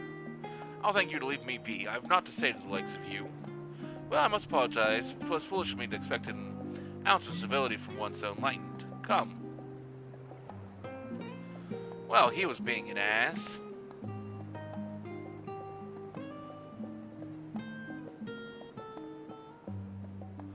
Yes, I don't believe I've had this pleasure. Very excuse the interruption, but we were hoping you might share your thoughts on Telaferoi and their unconscionable plans.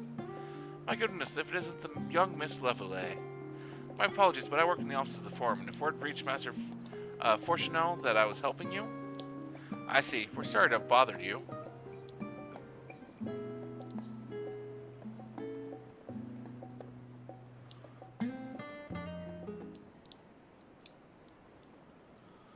Welcome. What can I offer you today? Wait, is that Mr. Alice I see there? My word, how long has it been? Far too long. Meet Daikon, the owner of the Last Stand. I used to frequent his cafe on occasion in between lessons at the studium. Seems like an age ago now. I remember hearing that you and Master Alphino had set sail for Eorzea, but then you never came back. Lately there's been gossip about your father disowning the pair of you. Everything alright at home? It's complicated, and I hadn't expected complete strangers to be so familiar with our situation quite so quickly. Everyone has an opinion on it. It seems. Well, it is House Levelet. No matter how discreet Master Fortuno may have been, news of your family's doings never stay secret for long. Things being what they are, what brings you back to the city now of all times? We have questions, and only Charlene has the answers. Tell me, Master Daikon. Have you heard about anything about an apocalypse called the Final Days? What, like the end of the world? Not like that, I'm afraid. And that's what you're here to find, information on this apocalypse? Yes, whatever we can learn. Unfortunately, your patrons appear to be unwilling to speak with me. I wish there's more I could do to help.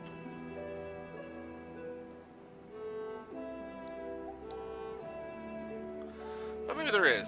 You're our visitor, Charlian, aren't you? Then few will know your face. We should be able to pass you off as a server with none the wiser. We just finished preparing a few orders. Strike up some friendly conversation while you're setting down the food, and you might just get the answers you're looking for. Not a bad idea. I hate to ask, but what do you think?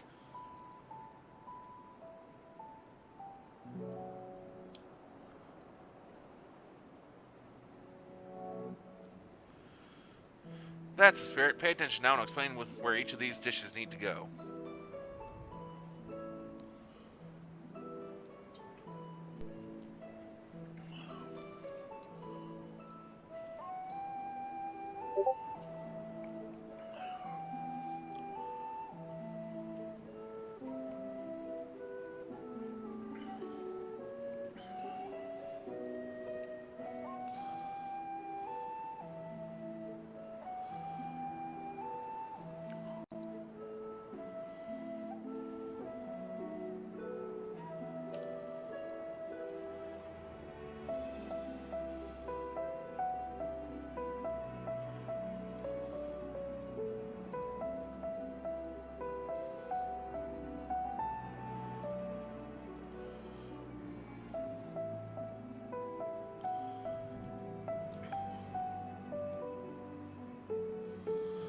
The tea set is for the chatty group sitting by the water's edge.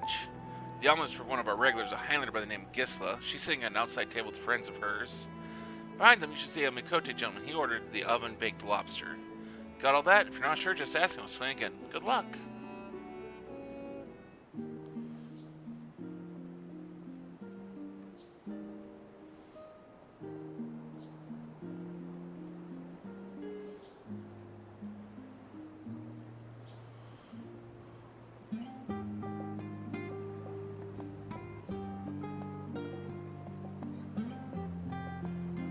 This should be the tea set, I do believe.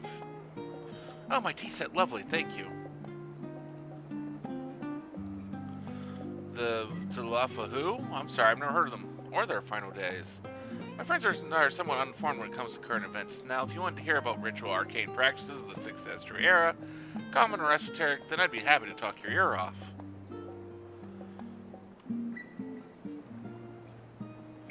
You were the omelet.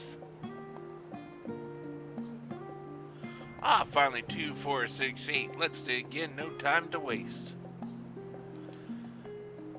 So music. What? Thaliak? Oh yes, I remember seeing the name in the latest Gazette. That and some grand claim about the end of days. Same old senseless warmongering. When all these fools grow tired of spilling each other's blood.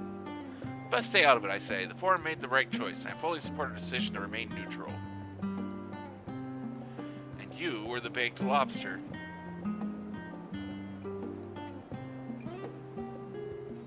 Alas, the oven-baked lobster is mine. You have no idea how long I've screamed and saved and suffered to afford this heavenly dish. Looks like a pretty good-sized lobster. The final days? This is the first I've heard of it. Although that would explain why my friend has been rushed off his feet. It must be a busy time to be a gleaner. What is that? You don't know what a gleaner is? There are collectors of sort. Travel the road procuring things that we haven't got here in Charlian. Priceless books, unusual live specimens, and so forth. So named for those folk who trail after the reapers in the field, picking up every grain which was missed. Aye, by all accounts, gleaning is the most meticulous and demanding profession. All these Talafaroi make good on their audacious threats. Then many uncatalogued rarities could be lost forever. Why else would the gleaners be buzzing about in such a frenzy? Watch the harbor and you'll see what I mean. They're cutting loads in from the docks all day. It's never been this hectic before, not like this.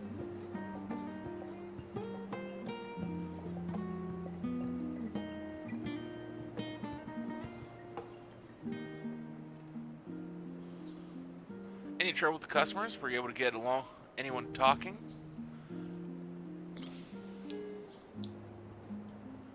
Interesting, they seem unaware of the final days, aside from whatever vague news the gazettes are printing. Even Daikon had nothing to offer. And he's the best source of gossip in the city. If the Forum does have secret knowledge, then they've done an impressive job ensuring no one whispers it in the wrong ear. In any case, thank you for playing the part so well. Here, that cup of coffee I promised. But let's enjoy our drinks somewhere else, shall we? Maybe behind the peristyle, away from the gossips and their wagging tongues.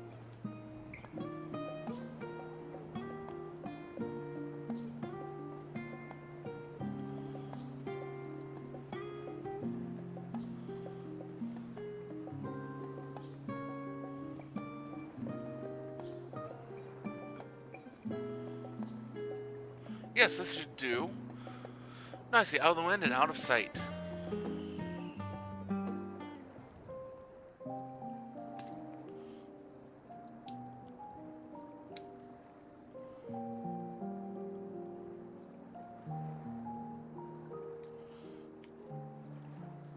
When our father disowned us, I couldn't believe what I was hearing.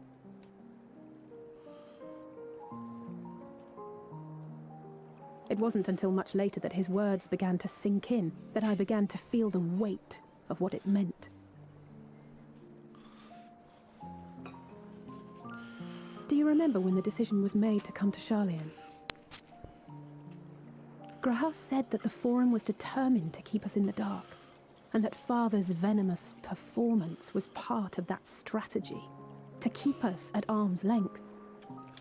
Perhaps it was. Father argued with grandfather on many occasions, but never with such dismissive contempt. And when he demanded what justifies the sacrifices we make in war, I honestly didn't know what to say. Neither did Alpha know, I know, but never for one moment did I believe we had made the wrong choice. So all I could do was fume silently. It was only afterwards that I realized how childish I had been.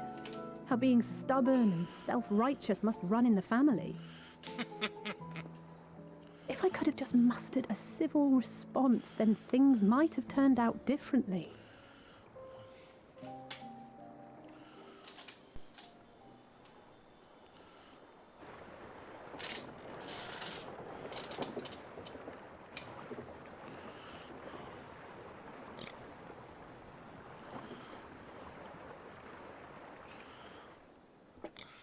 They must be ferrying goods to Labyrinthos.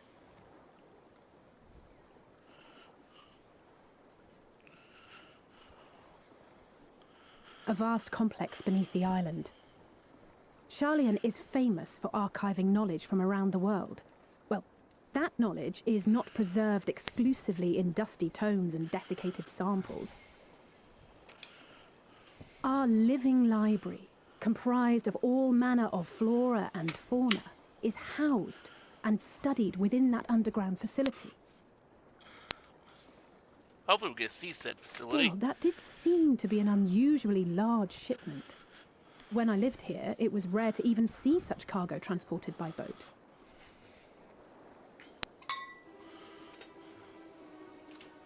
Wait, didn't you hear something in the last stand about the gleaners coming and going more than usual?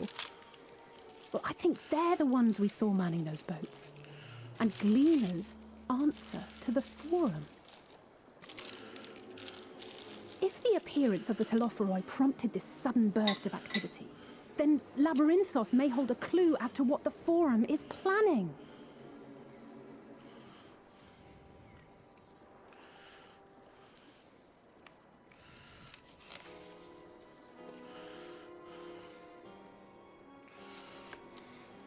So we just gotta go storm this Labyrinthos and figure out what's going on. That sounds easier said than done. Far easier said than done.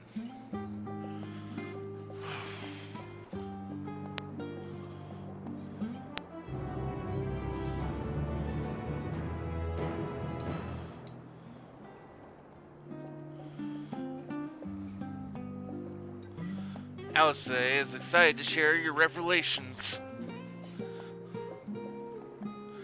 We should tell the others that we have learned about the Gleaners.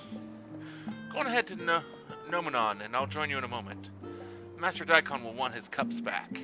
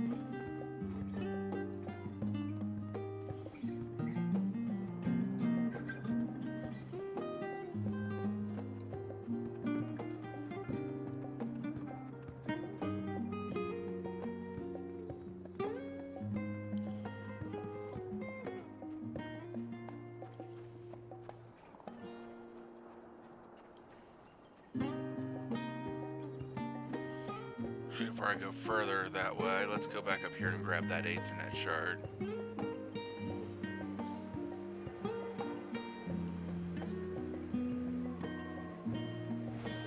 There we go.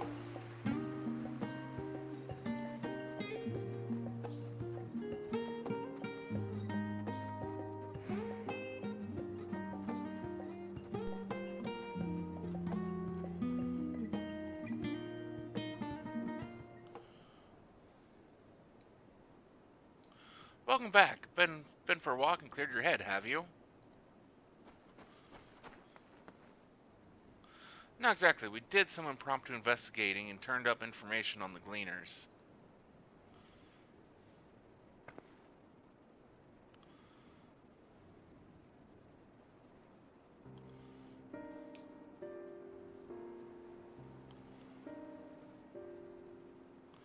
It makes sense. The Gleaners take their requests directly from institutions and bureaucrats. But as you say, they ultimately answer to the Forum.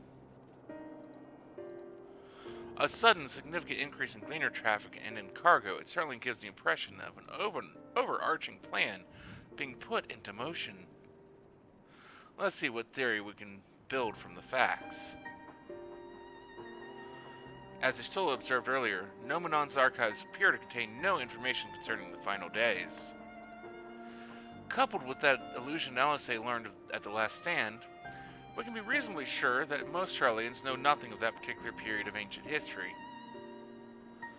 Yet my father and his colleagues are not only familiar with the final days, but are also somehow certain that the destruction being perpetrated by the Telophoroi is wholly unlike those apocalyptic events.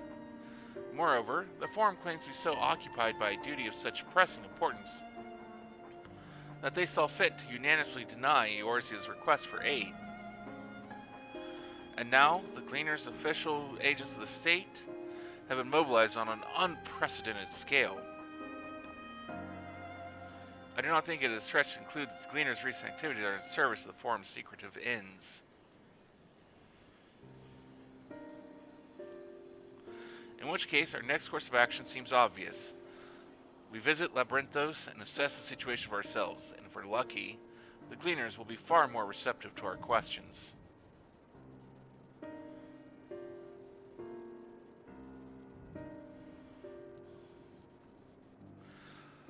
I'm glad you approve. You won't be disappointed, I promise. As for myself, there are a few more subjects I should like to research. I may join you later, but feel free to leave behind your borrowed books and be on your way. I'll see to it that each is returned to its proper place. That'd be great help. Thank you, Raha.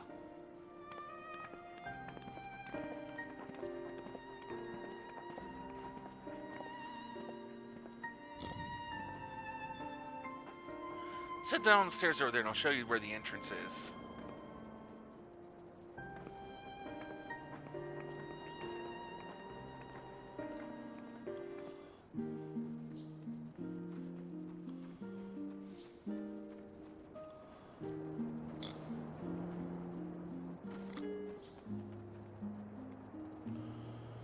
Ready? Labyrinthos is not too far from here, but you may find the path a bit disorienting. I'll take the lead, so stay close.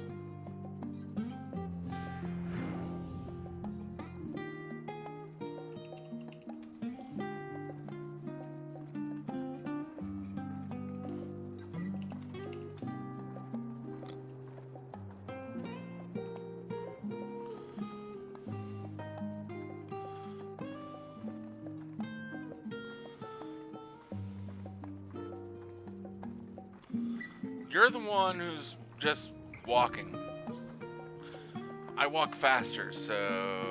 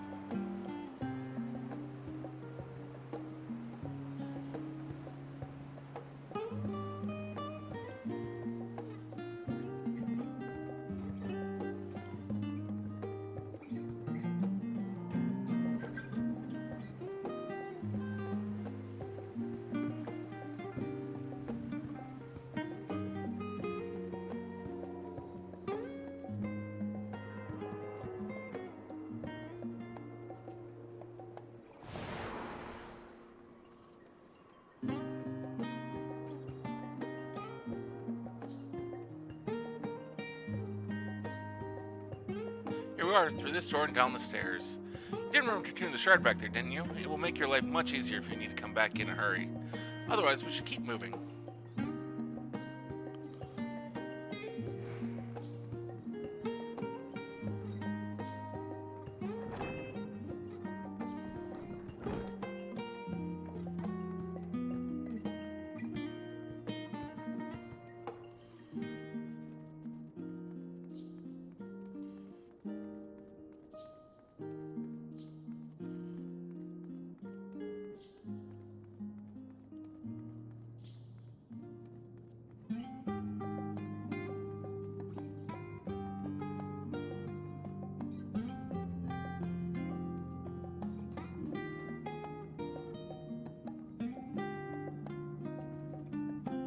We're all here now, yes? I've taken the liberty of securing permission for our group's descent.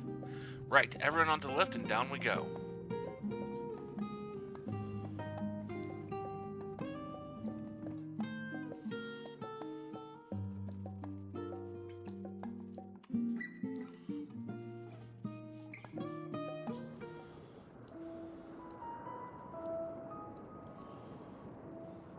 Deep beneath the scholar's city shines a false sun within a fabricated sky.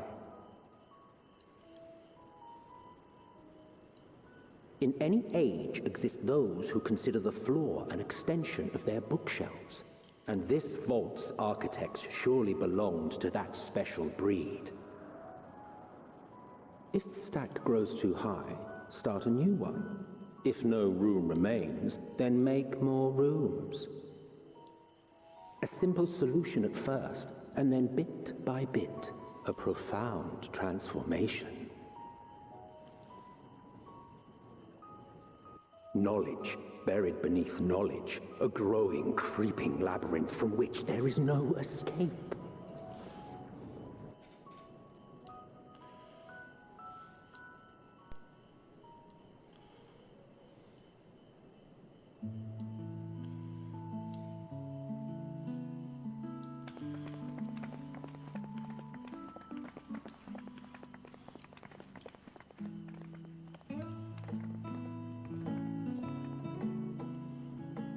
Not what you expected. I must admit, the artifice is very convincing.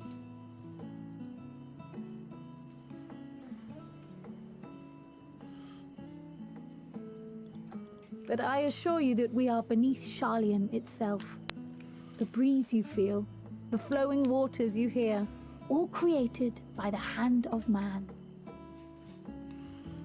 The island is volcanic, you see. And once upon a time, this great hollow must have been a reservoir for magma. It was discovered some 400 years ago, at which point it was repurposed as a storage facility for scrolls and samples and such. Renovations have continued, with nigh on no interruption to this day, with the lower levels still undergoing expansion.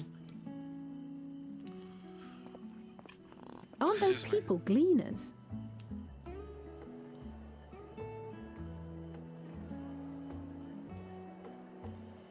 Aye, judging by their dress. They are said to work alone as a rule, but 'twould seem that rule is being enthusiastically broken today. It may be as you suspected, that they are engaged in a task apart from the norm.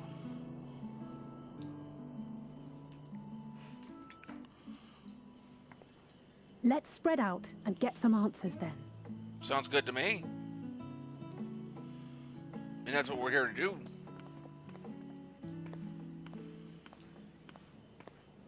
Ugh.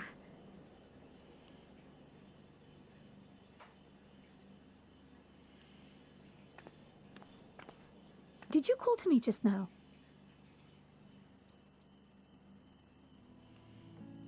No. How odd. I must be a bit dizzy from the descent. I'll be fine, I'm sure. Let's get to work, shall we?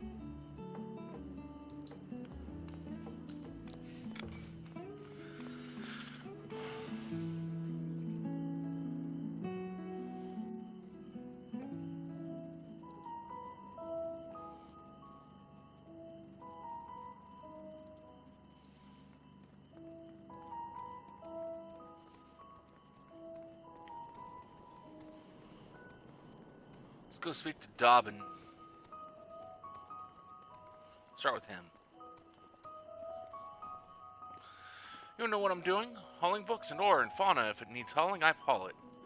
Every decade or so they take stock in Labyrinthos, sort and tidy up the inventory. Never seen an operation like this before, though. They just did one a few summers ago, even. Then, with no warning at all, this mess gets dropped in our laps. Orders from on high, damned if I know the reason. Could be that they're changing the layout, preparing for the next big expansion.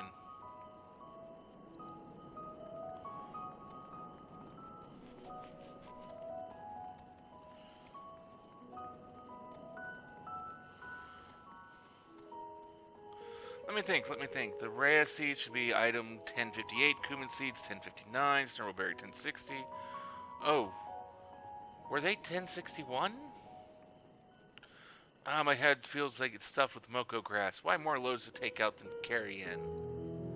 Why do all this at once and risk mixing it up? What if someone mistakes the Korethan carrots for the Girabanian carrots? What then?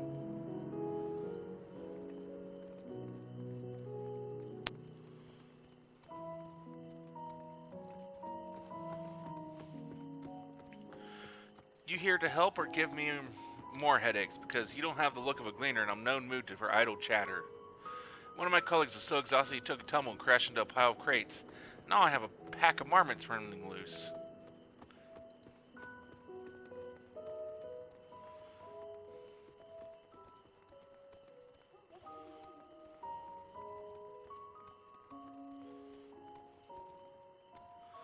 Any luck? What tales do the gleaners have to tell?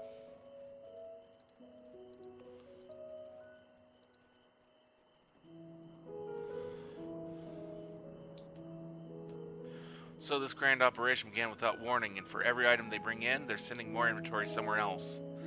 That would explain the haggard faces I've been seeing. We were right, the farm is definitely up to something, and they're turning Labyrinthos upside down in the process.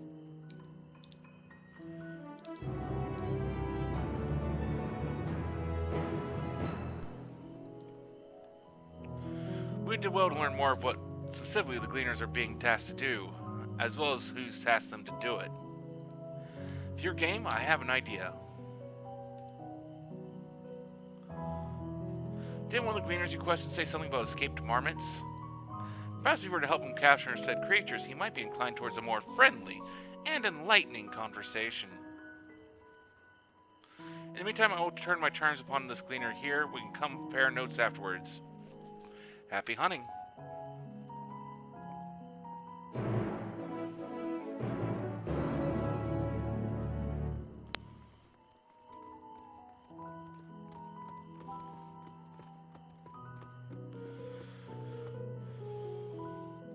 Your wish to help me find the marmots? I have nothing suitable to pay you for your service, but if you are offering out of the goodness of your heart, I'd welcome the assistance.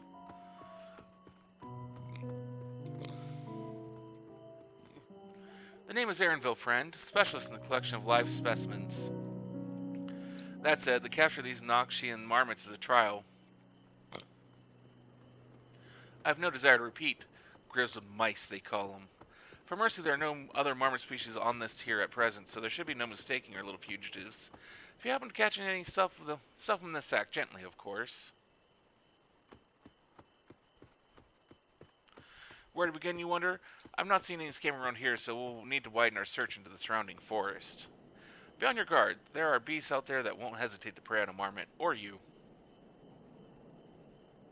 I'll search the trees to the west. The eastern part of the forest is all yours. Good luck.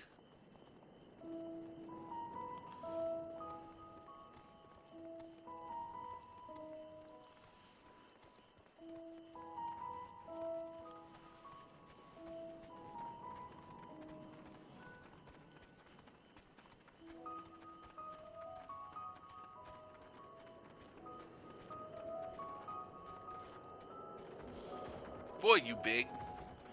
But you'd think with something like this, they wouldn't have that many in the way of, like, monsters roaming around. I mean, if it's a completely man-made area, why put these things here?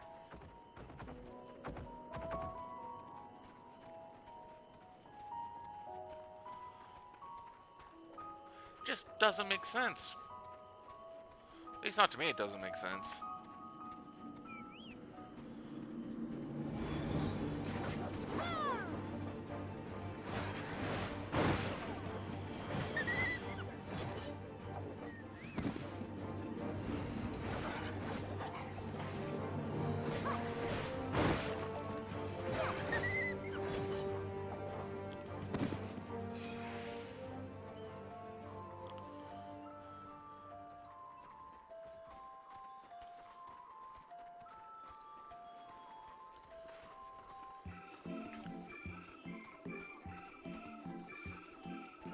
Okay, music into this area ain't bad.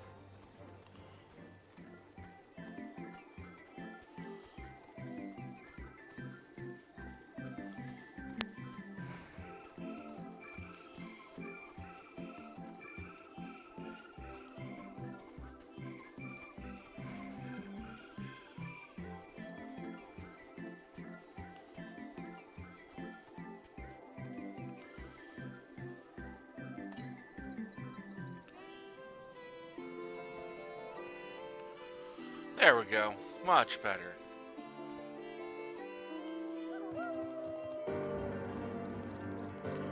Finally got this one, now I can listen to music for it.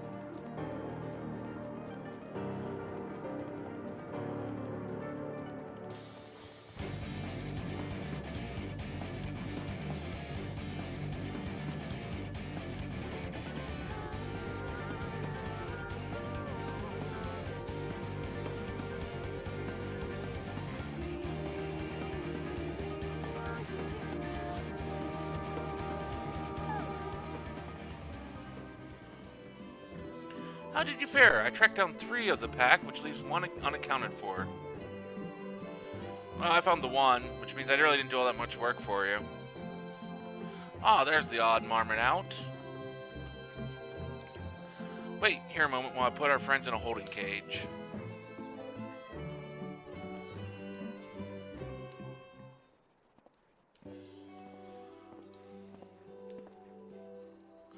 Thankfully, the marmots seem to be unharmed. They've held up well in isolation, but it's much too soon to release them into the habitat.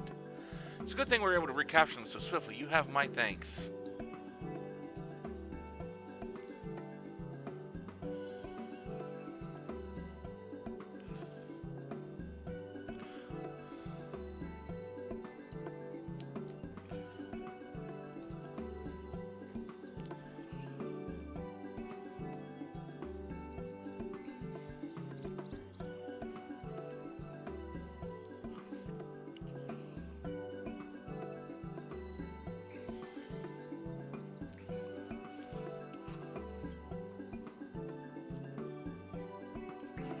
Why the authority in charge of Lamurthos now and in perpetuity?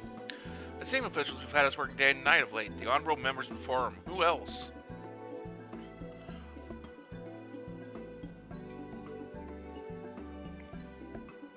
Suitable for consumption and easy to breed. Those were the 2 conditions I was given for the stock I was instructed to procure.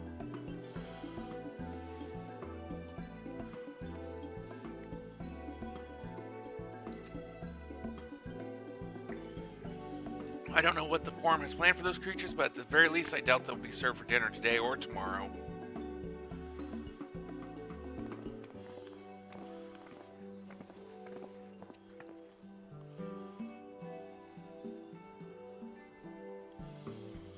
There you are.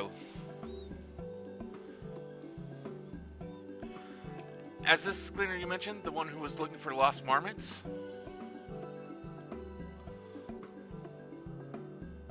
Interesting company you keep, friend. Who are you folk, anyway? I'm Crowd, the students of Baldeshian. These others are my associates. Truth be told, the Form's decision of late have not sat entirely well with us, and that's why we made the descent into Labyrinthos. We hope that by seeing those decisions put into action, we might fully understand their reasoning. Wise and practical. Never hurts to try and gain a broader perspective, does it? Anyway, duty calls. Other animals captured, enclosures to empty. Once again, I'm sorry that I can't offer you more for your services.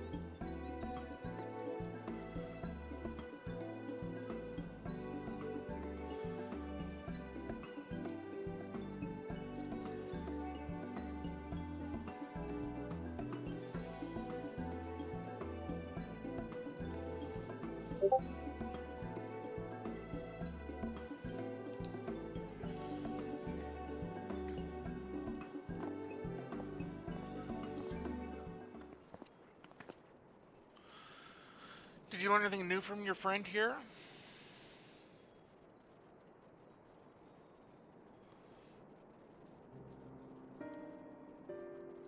So, we've confirmed that the order for this ambitious operation did indeed come directly from the Forum. However, the Gleaners have not been informed of its purpose.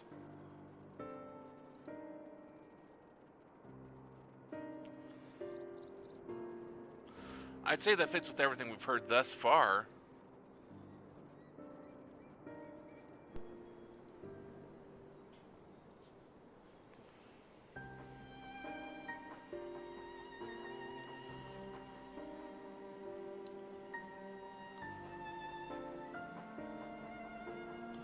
We also discovered when the operation was begun. The Forum contacted the Gleaners Guild ship and put their people to this great work some 4 days after the Tlafari made their chilling declaration.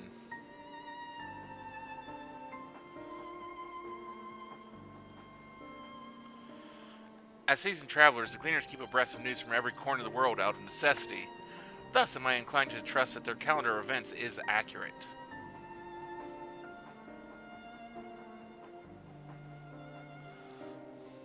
Altogether, it gives a distinct impression that this undertaking was a sudden and unexpected development.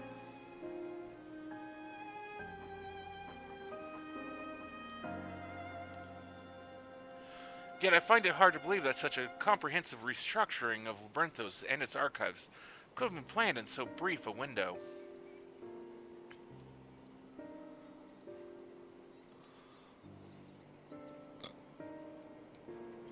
Nay, this plan was long in the making.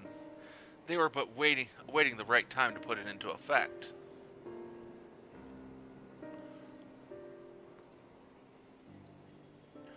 And the Tlafari's declaration was what set it all in motion.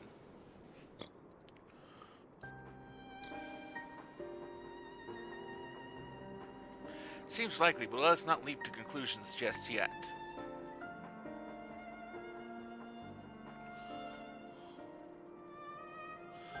For the moment, I suggest we conduct a wider investigation of Labyrinthos. The more facilities we visit, the more pieces of the puzzle we stand to find.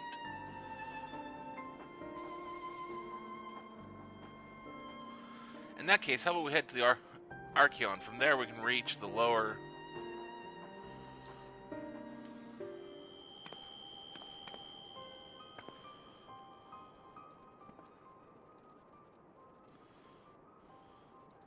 Cryo, what's wrong? I'm fine, truly. The sudden descent has left me with a bit of a headache, that's all. Nothing will stop me from soldiering on. Let's be about it, then. At least allow me to take the lead. I'm fairly certain I remember the way to the Archaeon. We follow the path east, through the forest where we were chasing after that mouse, or marmot was it? Anyway, 'tis the trolls you need to watch out for.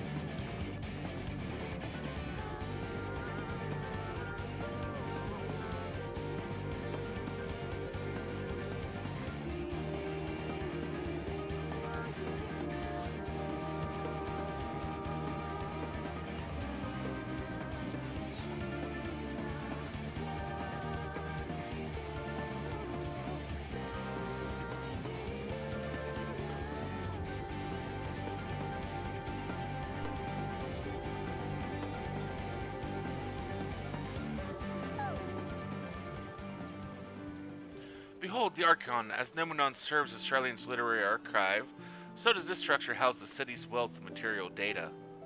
The architecture, too, is similar. This building you see is merely the upper entrance, an access point to the vaults carved into the cliffside itself. Within those vast rooms are stored countless samples and specimens, as well as the detailed records which describe them. In a manner of speaking, the Archaeon contains a physical history of Charlene's unwavering dedication to the accumulation of knowledge.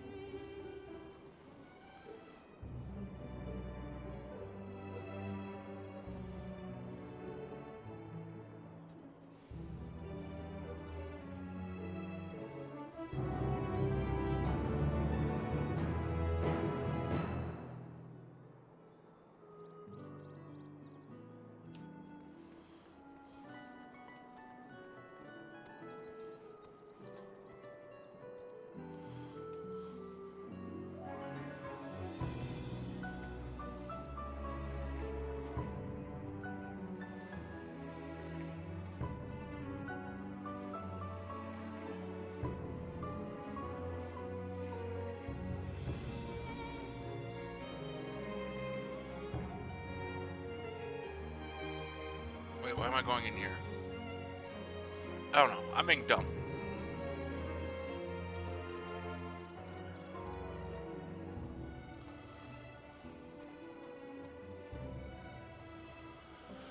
Alvin was looking to the Archaeon with an appraising look.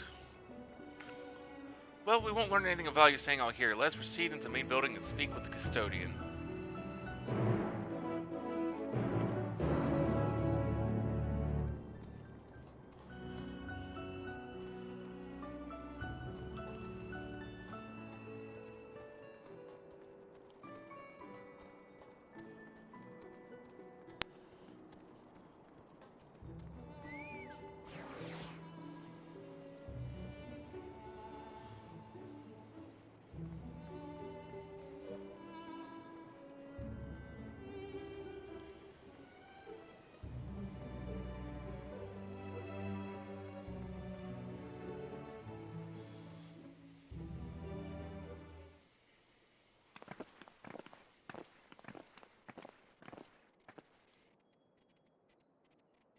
Greetings. We are here to peruse the Archaeon's vaults. Peruse, you are clearly not gleaners then. Might I ask your affiliation? We belong to the Scions of Boldegian, but is that relevant? I was given to believe that the vaults, those open to the public at least, were open to the public. Ordinarily, yes, that would be the case. At present, however, access is restricted. Only persons directly involved in the reorganization efforts are permitted to enter. Not us then, I suppose. We had better move along to another facility. This building has a lift which connects to the middle tier, yes? Might we at least make use of that? That service has also been suspended. I am afraid for the time being priority has been given over to the conveyance of inventory. What? So this is as far as we can go? I apologize for this inconvenience, but please come again after our restructuring operation is concluded. By that time, we'll be too late, and we were so close to getting answers. We'll need to rethink our approach. Let's step outside for the moment, shall we?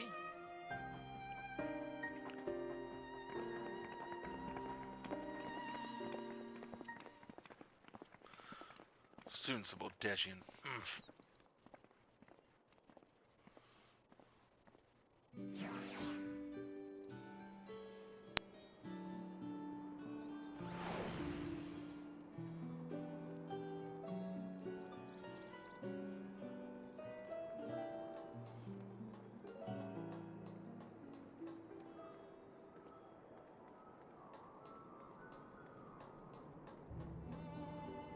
We are at an impasse. As we have no further leads, I should like to pursue this one further. But I doubt that our stone-faced custodian will be swayed by heartfelt pleas. We must seek another means to access the lower levels. It is likely that the people in the area are involved in the restructuring in one way or another. If we were to ingratiate ourselves, they might allow us to accompany them on the lift. Let's ask around. Surely someone is in need of a few strong backs to lighten the load.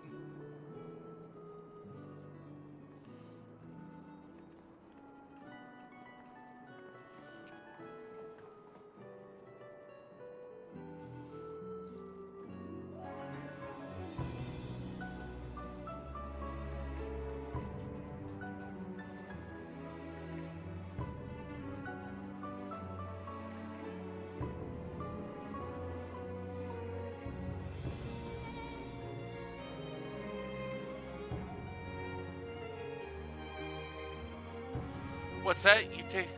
Take you down on the lift with me? Sorry, but not a chance. I've been up and down all day. Only now have I finally found a spare moment to rest. I did see a gleaner fellow heading out the gate there, though, shouldering a large pack, engaged in some manner of task.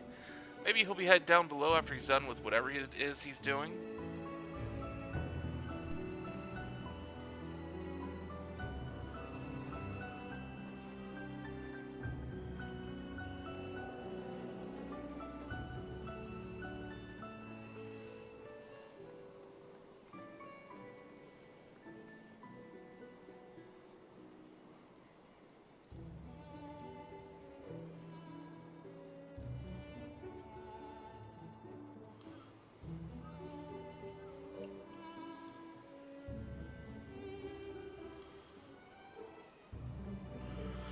Am I taking the lift? Oh no, we're just students. So they won't let us into the Archaeon even though we found... Actually, we have no idea what it is we found. There's no record of such a creature anywhere, but it was wandering around Tranquility, and so we thought to donate it to the vaults.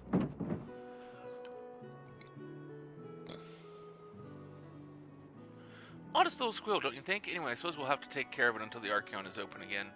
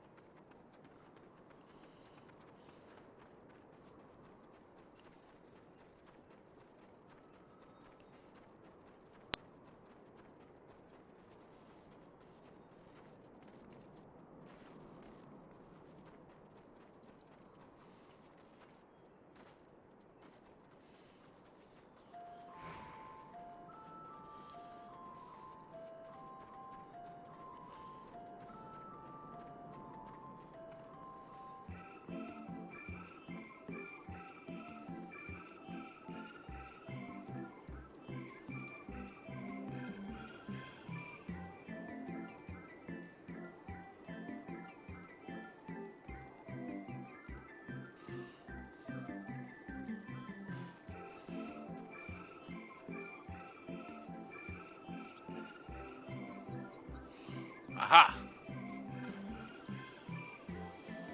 Quiet, you'll frighten it away.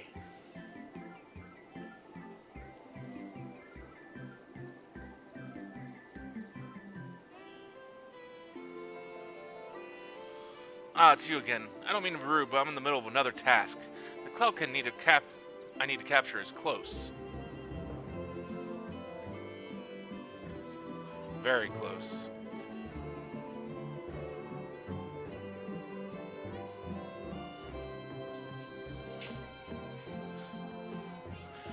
You may wish to help me with this too. You spend your time in unusual ways, my friend. Still, 2 hunters are generally better than 1. Very well. The canal here is a common gathering spot for birds of all kinds, but the one I'm after today is the hornbill. Its feathers are green and its cry is a distinctive caw. Single it out and shoot it with this sleeping dart.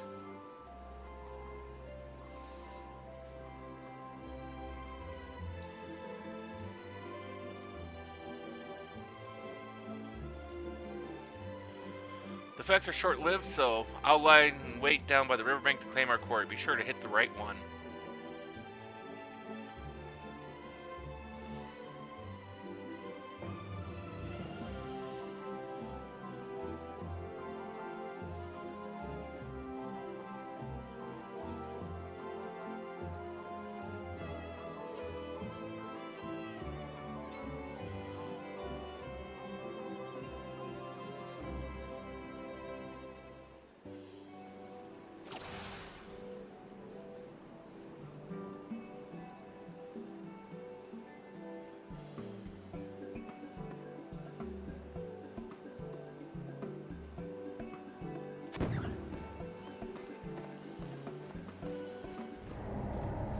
Damn it.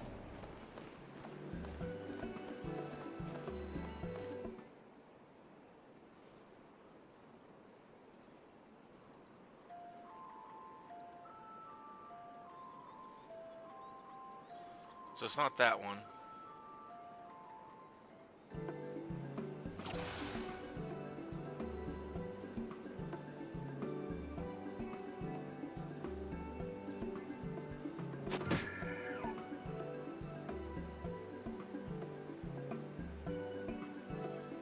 I didn't, well, it's like it didn't hit us that time, so it must have been right.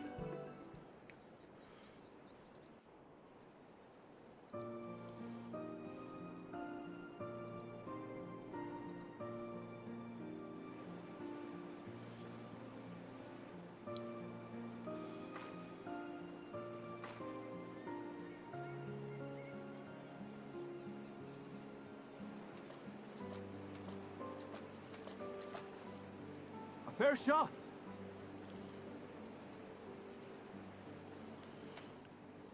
Nicely done.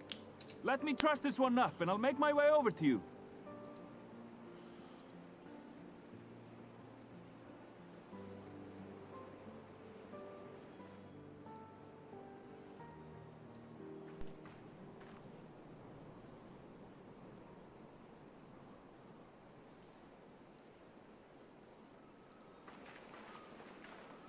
There you are.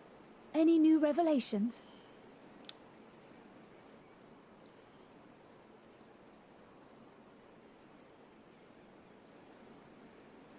So you met with that gleaner again, this time to capture a hornbill.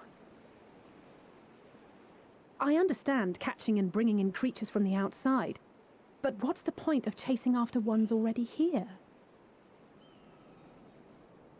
Oh, it's a simple thing, really. Occasionally, we remove specimens no longer needed for study, or those we've had difficulty raising. But we can't simply turn them loose.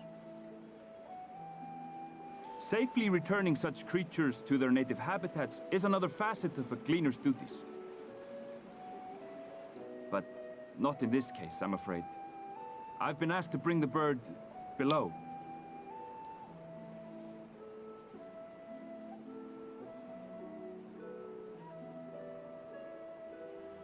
The restricted section in the lower levels of Labyrinthos.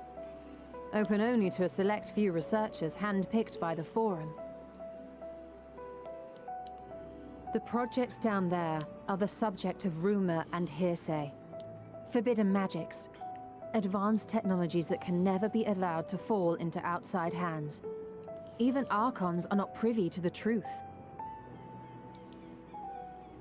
Those who are, the researchers involved in this secretive work, are not permitted to walk freely in the city, and are instead required to live in isolated quarters. What could a facility subject to such strict security protocols possibly need with a hornbill? An experiment? Possibly. I wasn't afforded an explanation. But judging by the requisition list given to me and my colleagues, I doubt it's for any kind of advanced research. I'd be more inclined to believe we were making preparations to migrate to the south. Mericidia or thereabouts. What? Why would you say that? Much of the flora and fauna we were asked to procure could serve as reliable sources of sustenance. They're comparatively hardy species, too, able to endure harsh climates. And among them are specimens known to be effective in improving soil quality and purifying water. When you put it that way, migration does sound like a reasonable assumption. That's all it is, though. An assumption. Through our tasks, we gleaners glimpse only bits and pieces of the Forum's plans. Our prime concern is that our requisitions, be they living or otherwise, are properly preserved for the knowledge of future generations. Now, I really must be going. I regret that I cannot reward you as you deserve.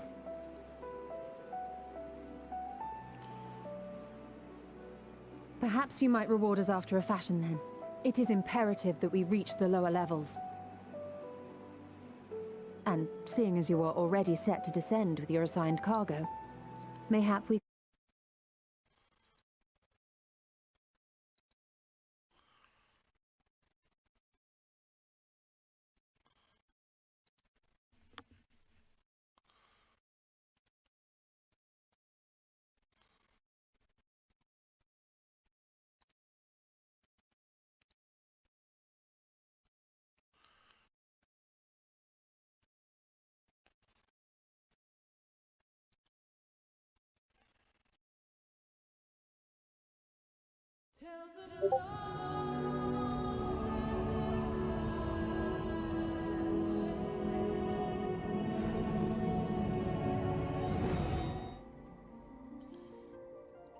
Sorry about that. Unfortunately, my video driver crashed, and so had to work on getting back in.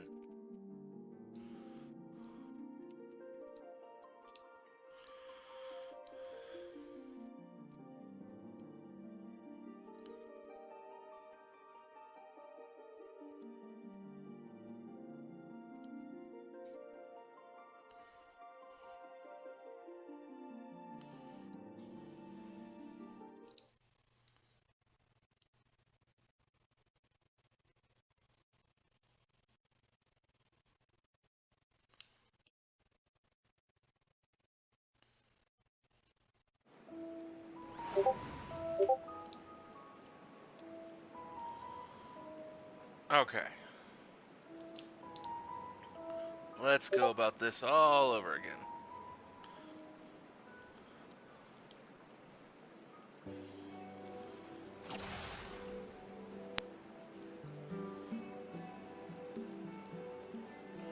We at least know which one it is this time.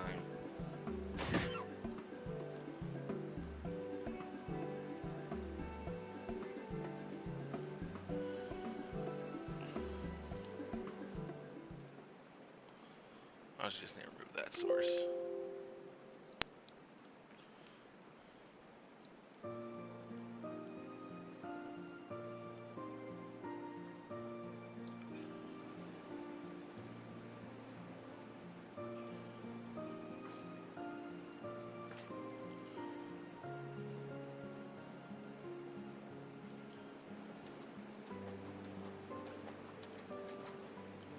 A fair shot.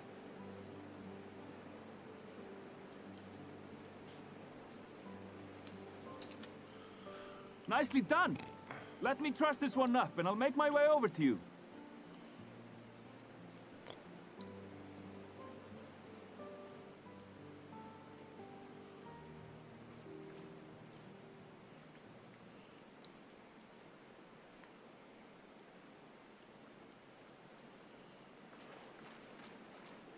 There you are.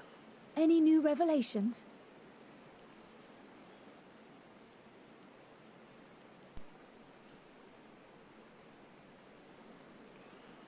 So you met with that gleaner again, this time to capture a hornbill. I understand catching and bringing in creatures from the outside, but what's the point of chasing after ones already here? Oh, it's a simple thing, really. Occasionally, we remove specimens no longer needed for study, or those we've had difficulty raising. Safely returning such creatures to their native but not in this case, I'm afraid. See if we can get back to about where we were. The restricted sect. The projects.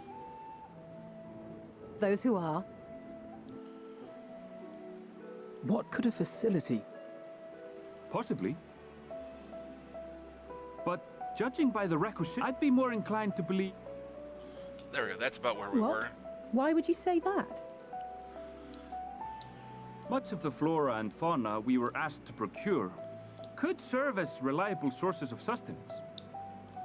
They're comparatively hardy species, too, able to endure harsh climates. And among them are specimens known to be effective in improving soil quality and purifying water.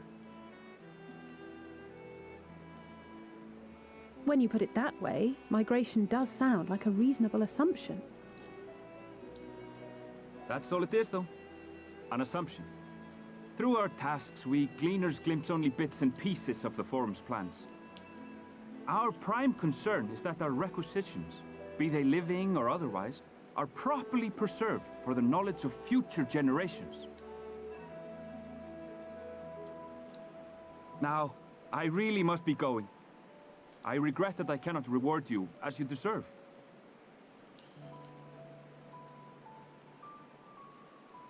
Perhaps you might reward us after a fashion then. It is imperative that we reach the lower levels. And seeing as you are already set to descend with your assigned cargo, mayhap we could accompany you as your assistants. I'm afraid that won't be possible. Once the animals have been prepared for transport, we send them down separately via the lift. I will of course follow after to make my report, but I can hardly pass you off as porters when there's nothing left to carry.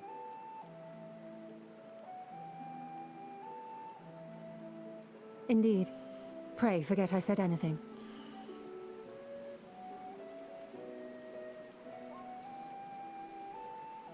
How do you feel about climbing? If you've strength and the courage to brave it, then there is another way down. Is there now? This path leads to the 33rd facet, a mine shaft excavated during one of our expansions of Labyrinthos. While I cannot guarantee that the passage is safe to traverse, it should provide access to the Medial Circuit below. I never even knew such a place existed. Thank you. This is the perfect solution. You're quite welcome, but consider yourselves warned. If the going proves too treacherous, you'd do well to turn back. I bid you good day.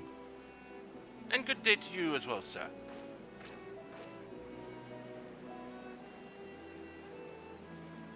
Well, turning back is hardly an option, not when we've come this far. Let's go and take a look at this mine shaft.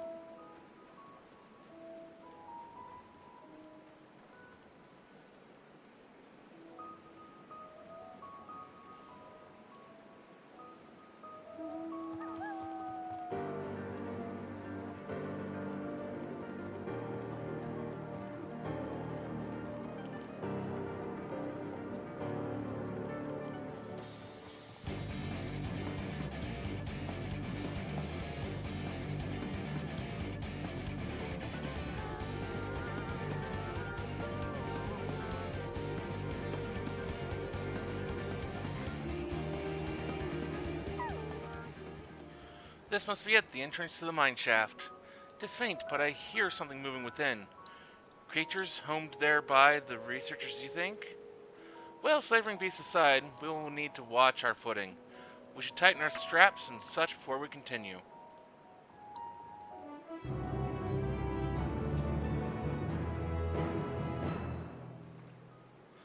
Assuming everyone has tightened their straps and checked their gear, then I say we head on in. Given the terrain ahead, though, it might be wise to leave some distance between us. We don't want to be stumbling over each other if it comes to a fight. Take it slow and don't forget to check your surroundings from time to time. We meet up again at the other end of the tunnel.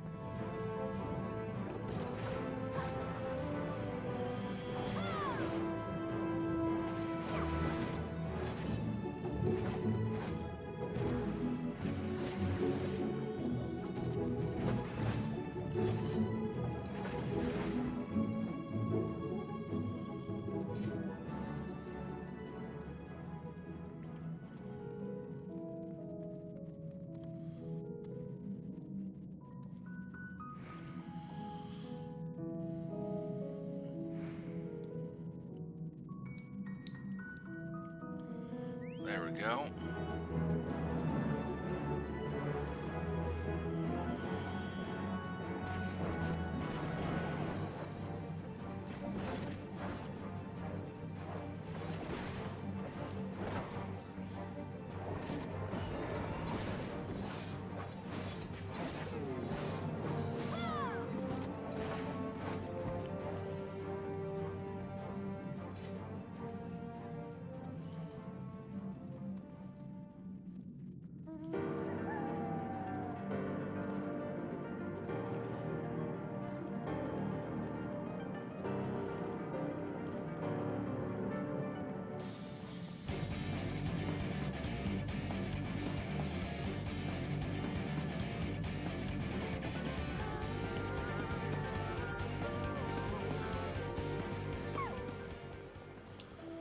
Everyone seems to have made it through without incident, nothing of consequence at least, and as promised, the tunnels delivered us into the Medial Circuit.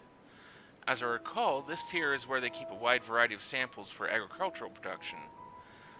If Aaronville's assumption holds true, that specimens are being collected in preparation for a great migration, then we should see evidence of such plans in the area's research projects.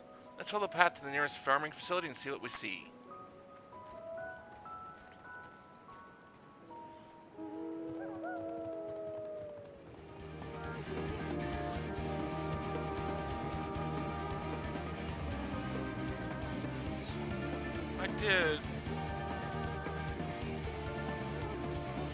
I did not use the aetherite up there.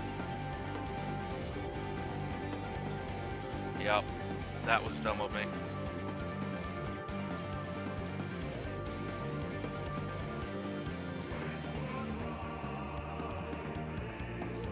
Oops.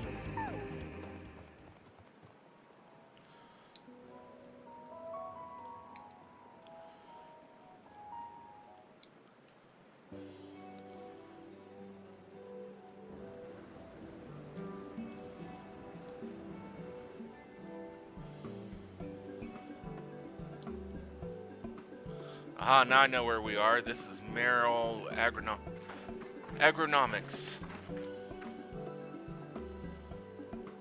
Labyrinthos is a host of a wide variety of vegetation, which allows us to conduct studies on cultivation methods utilized in foreign lands. And it is this facility which coordinates and oversees those efforts. The fruits of their research go to feed their Labyrinthos colleagues, or so I hear. More notable successes might make it to the Agora, foods so exotic you'd be hard-pressed to guess their origin, let alone how they might taste. Indeed, mystery vegetables without a name, only a list of nutritional benefits scribbled on a card. I see no gleaners hereabouts, yet these workers seem to share that same sense of urgency. It is possible they know something of the Forum's plans and their underlying motivations. Worth looking into, wouldn't you say? See what you can coax from the workers. The rest of us will do the same or cast about for useful clues.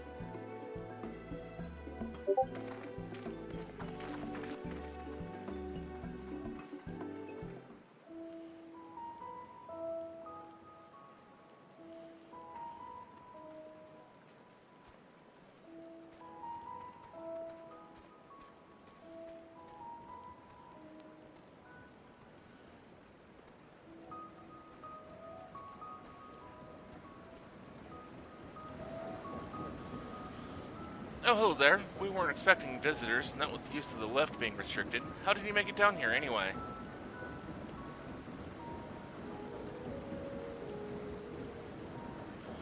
The mine shaft, you say? Well, you're a much hardier soul than I. Under normal circumstances, I reward such tenacity with a guide toward the fields, but I'm afraid the Forum has us filling order lists a mile long. Massive yet detailed requests, literal wagon loads of crop samples, and hardly any time to put them together. When I first heard of this grand reorganization, I assumed we would be shuffling around old stock to make room for the new. Then came the orders for ridiculous quantities of seats which were already thoroughly researched. Passing strange, eh? I pressed for an explanation and was met with the vague assurances that all would be revealed in due course. Not the most satisfying answer.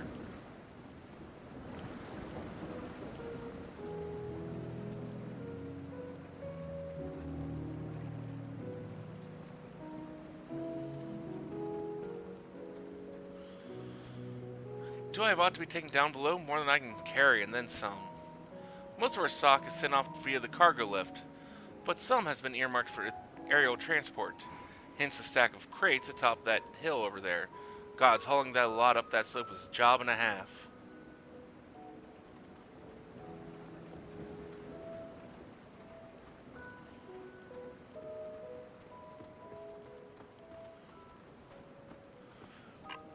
What crops are we raising? Well, as you can see, this one is a variety of grape. Only needs a good source of sunlight to grow, and the conditions here are nothing short of perfect. Hardly surprising given that it's native to a particular locale in the very place upon which Labyrinthos was modeled, a region in the south of Ilsabard. It boasts remarkable habitat diversity, allowing for myriad flora and fauna to thrive. Chilly peaks in the north give way to the swaths of temperate plains, which in turn transition into a hot, humid coastline. Such bountiful territory as ever contested, as you might expect, used to be called Corvos before the Imperials renamed it Locus Aminalis. The form saw not as a prize, however, but as a researcher's ideal environment, one whose climate we strove to recreate within the confines of Labyrinthos. It since provided a rich foundation for countless experiments in cultivation.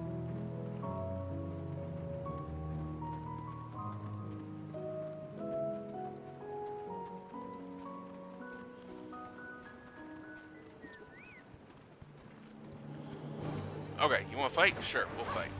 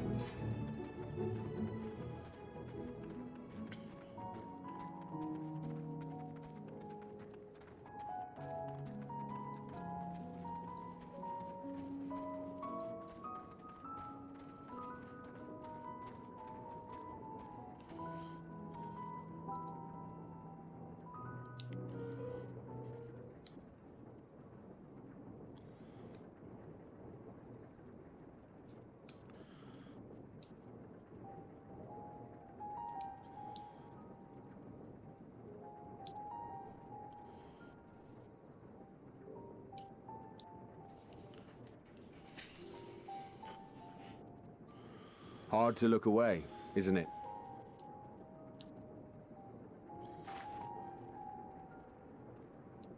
But they're more than pretty flowers. Heart blooms are attuned to ambient emotion.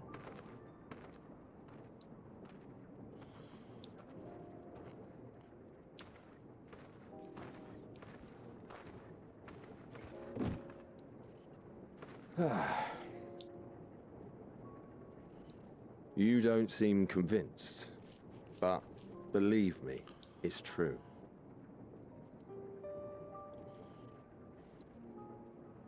This ashen grey, for instance, it mirrors the anxiety and urgency of those working nearby as they rush to fulfill sudden orders.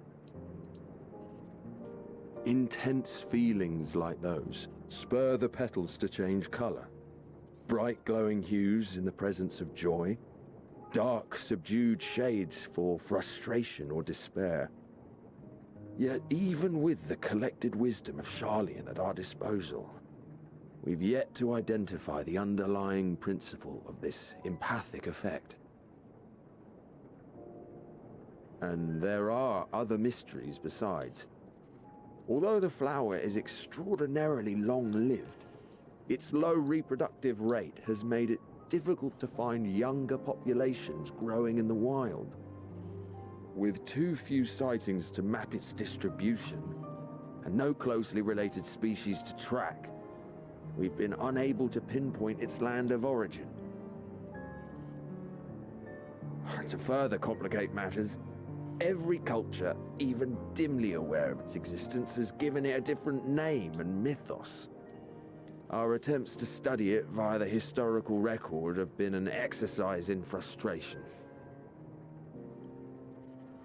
As an avid botanist myself, I should one day like to unravel the Heartbloom's secrets. But I'm afraid other duties must take precedence. I will leave you to your thoughts.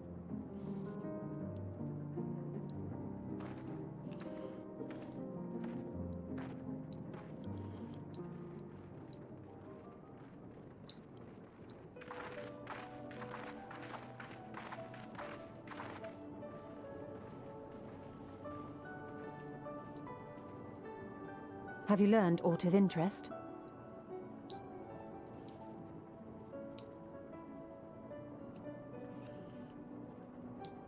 A flower that reacts to one's feelings? Strange.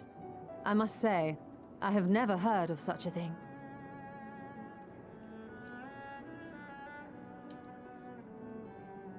This is all very fascinating. But as it stands, we fail to gain any significant insight into the Forum's undertaking. Indeed.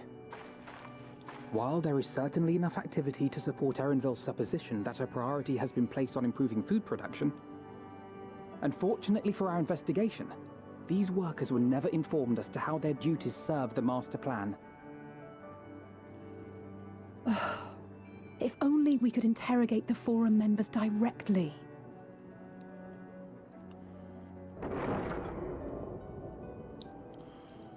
Sorry, no such luck in that regard, unfortunately.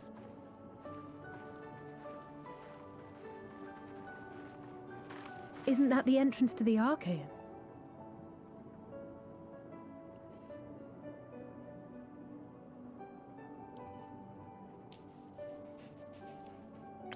Look, there. I think that's Erenville. A little difficult to tell from here, but I think you're right. He did say he was coming down to make his report. Erenville receives his orders from the Forum. Would it not follow, then, that the superior to whom he reports is a Forum member, or at least a close associate? You mean to eavesdrop on their conversation? What of the risks? Ours alone to bear. We won't interfere with Erenville's work, nor will he be implicated as an accomplice. If you're not comfortable taking part, I can do this alone. Nay. I said myself that I wished to know Father's intentions. And no answers will be forthcoming should we simply ask nicely. We can apologize later, should it come to it. Right now, we need every crumb of information we can get our hands on. Consequences be damned.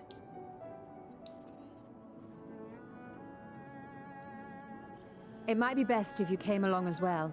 In fact, we should all...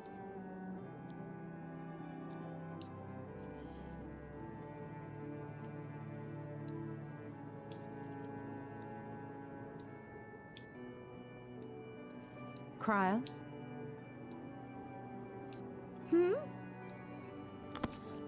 Oh, yes. That certainly sounds like a plan. Glad you agree. I'm glad you agree.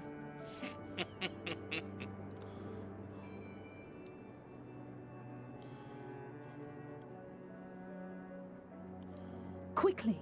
Erenville is on the move. We need to get closer before we lose him.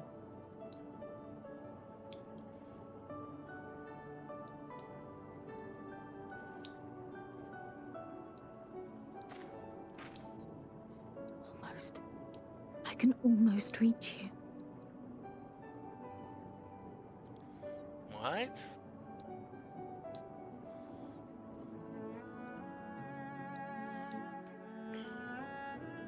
What's Carl going on about?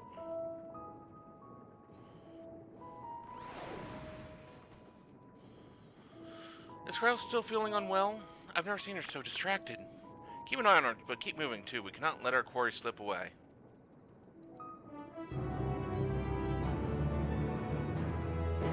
Alice is not about to let Erenville out of her sight.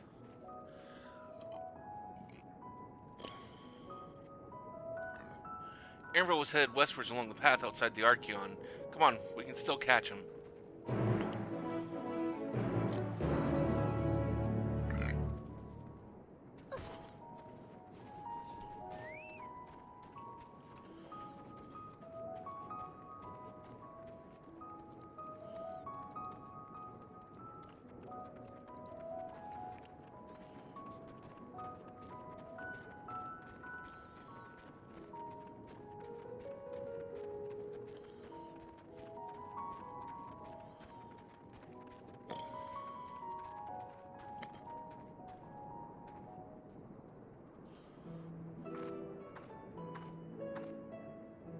Hold a moment, I have an idea.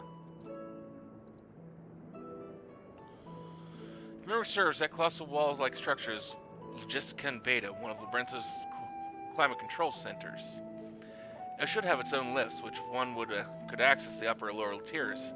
Aye, if I were an urgent agent of the Forum, it would make a convenient meeting place. But even if we happen to find Aaronville in the company of said agent, we cannot expect them to reveal issues of importance as we nonchalantly stroll past. Nay, we shall have to remain undetected. If only Grahan's vanish spell were here. Oh, but there are other ways of turning invisible. Hippity hop, my little toads.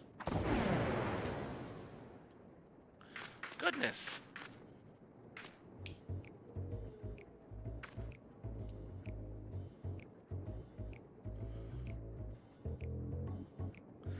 Unaccustomed to transfiguration? Why not? We're off with the passage of time. I suggest you and your green companions hop along and catch up with the Aaronville. Should you feel the magic's fading, return to me and I'll refresh the enchantment. What am I doing in the meantime? Wait here with me. In your current state of mind, you'd be as likely to leap into the jaws of a predator as you would learn anything of note. Which reminds me, where are the creatures hereabouts? In that form, you are essentially defenseless.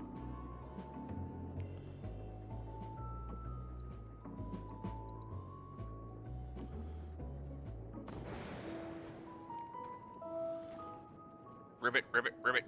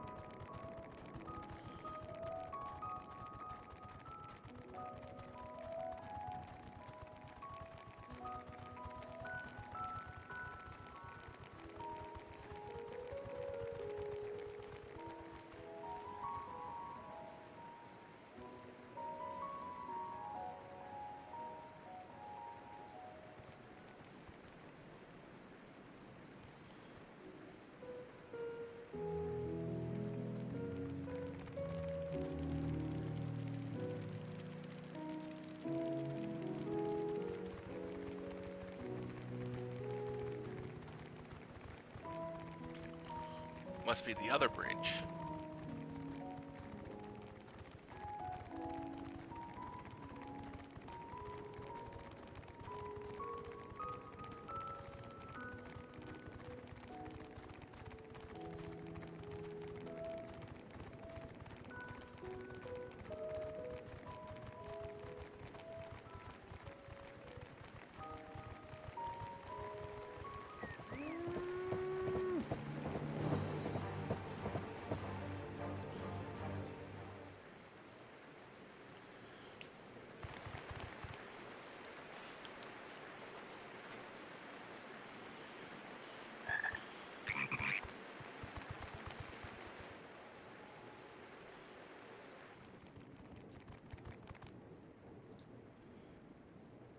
I trust you will find your compensation to be more than satisfactory. We wish to make clear that we are pleased with the efficiency and thoroughness of your work.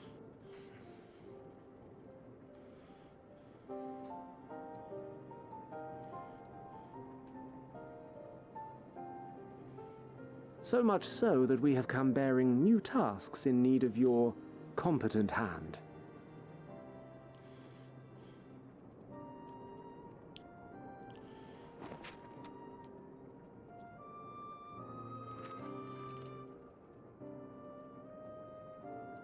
Another lengthy list.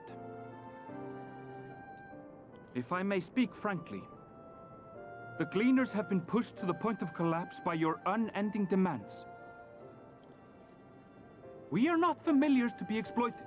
We are Sharlayan scholars, and we deserve an explanation for this unseemly treatment. What warrants such urgency?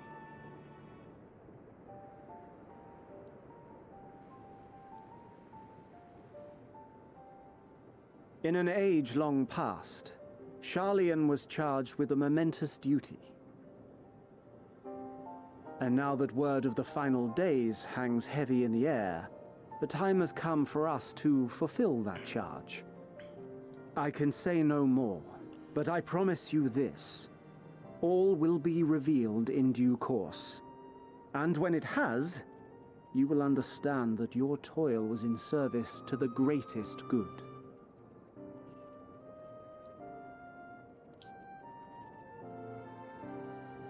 Then I will do your bidding. For now. But unless you wish the Gleaners to rise up in protest, I advise you to offer tangible improvements for our working conditions. Your promised revelation does nothing to address present circumstances. A fair point. Your concerns will be conveyed to the Forum.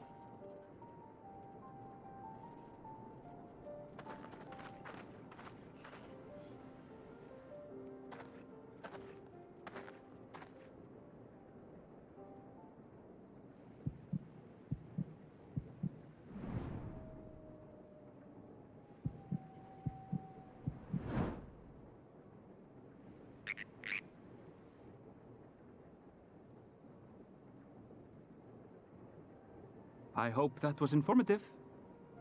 You may consider my debt to you repaid in full. Yeah. While I do have my reservations about the Forum, I want to believe that they have our best interests at heart. Which is why I'm reassured that you're busy sniffing out the truth of things. We can ill afford to place all our eggs in one basket, this master plan of theirs, without first understanding the risks involved.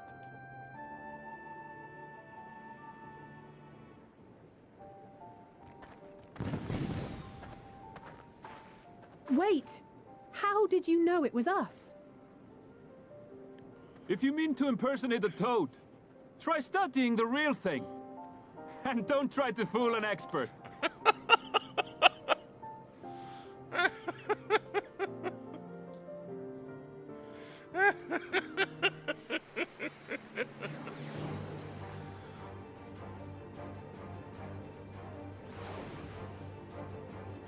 I suppose you should have known a Gleaner who specialized in animal procurement would not be so easily deceived. Yet he seemed inclined to put his trust in us all the same. More importantly, perhaps, we've discovered a new piece of the puzzle, this momentous duty the Forum agent mentioned. Sharlayan has been called to action, and the Telephoroid's declaration was the catalyst. Whatever charge it is they hope to fulfill, they deem it of sufficient import to disrupt all of Labyrinthos, not to mention ignore Eorzio's request for aid.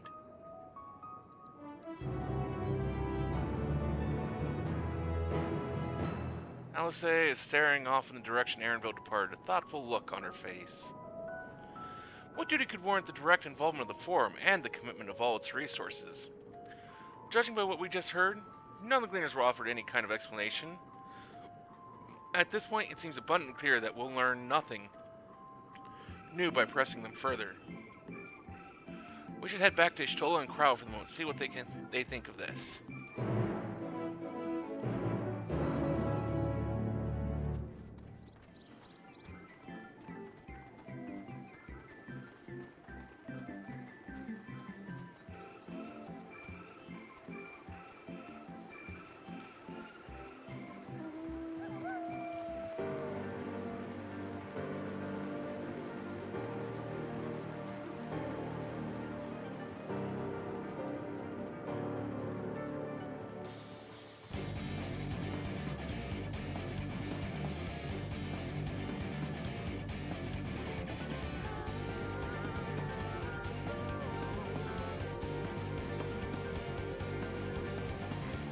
does not look like a pellet of any sort.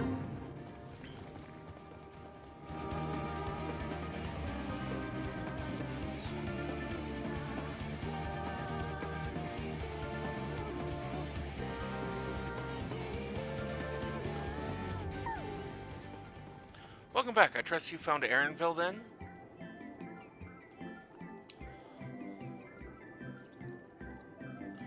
Interesting. I had a feeling you would learn something important. Even if something was simply a confirmation that no one knows much of anything. We should share this crowd and discuss how we'd like to proceed. Soon we find her back to the farm. She's still behaving oddly, so I bade her return and rest there. Perhaps not the best decision in hindsight. Would you mind checking near those flowers? She's so entranced by it, the rest of us can survey the more distant areas just in case you decide to wander.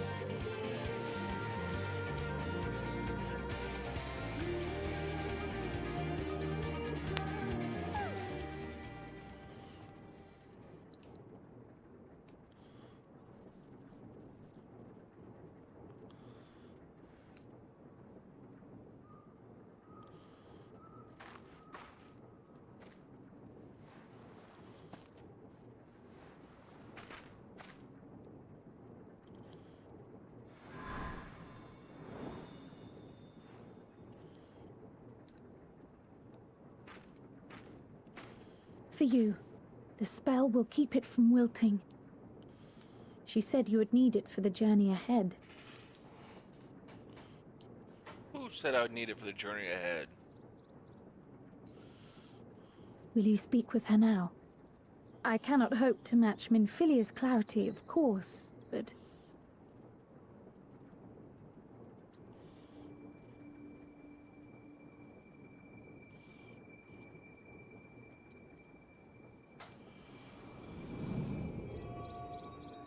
Thank you.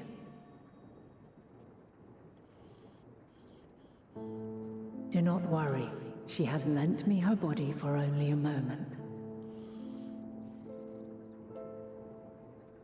Just as I could not save the first from the flood of light, it has become arduous for me to interact with the physical world without assistance. Though I might converse with you for a time, the incorporeal form I assumed on the ship would be incapable of casting even the simplest enchantment. It is in the depths of the ethereal sea, the place to which all life returns, where my influence is greatest. After Minfilia's sacrifice on the first, it was to the sea, here in the source, where I ferried her soul. I wished that gentle spirit to find rest in the world she loved so well. Her, and another who may yet have a part to play, though that will depend on you. Take the flower, walk free, for you are free, to go where you wish, to believe what you will.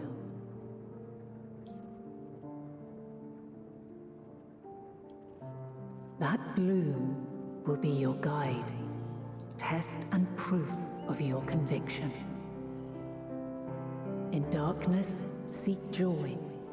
Surrender not to sadness, and see beyond despair. Walk free, and bear the light for others to follow. Together, raise it aloft and let it shine. till the end, blinding and radiant.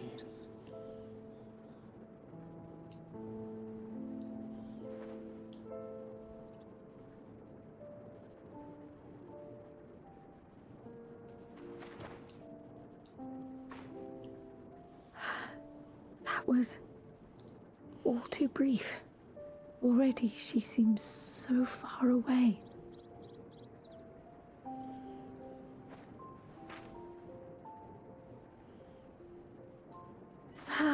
My apologies if I startled you. Ever since we began our descent into Labyrinthos, I had sensed another's will, straining to reach out.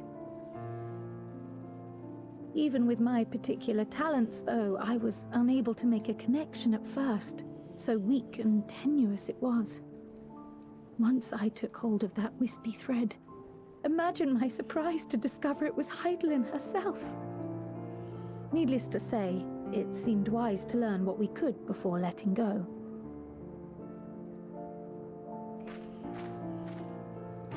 Her answers were more cryptic than I would have liked, but at least she left us with a guide of sorts, that unusual flower.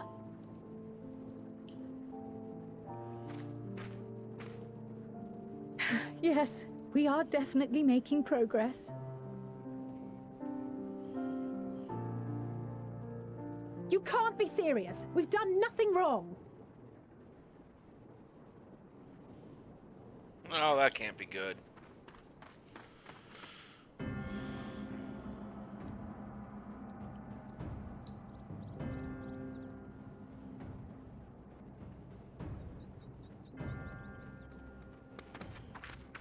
Master Fortuno, what business has the Forum with us?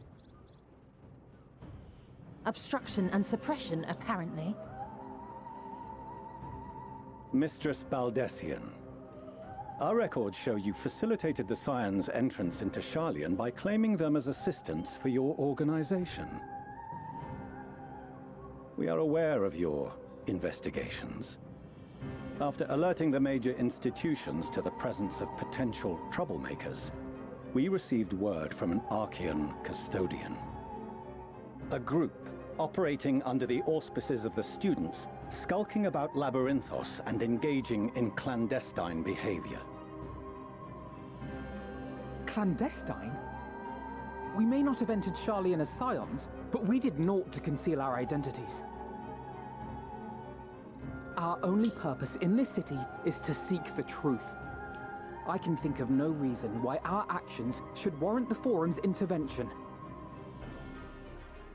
'Tis not our way to discourage the pursuit of knowledge, but the timing of such pursuits must be considered, not to mention their potential impact. With the world in chaos, we, the true caretakers of wisdom, have committed ourselves to an undertaking that demands the utmost discretion. And we will not risk its success by turning a blind eye to disruptive foreign elements in our midst.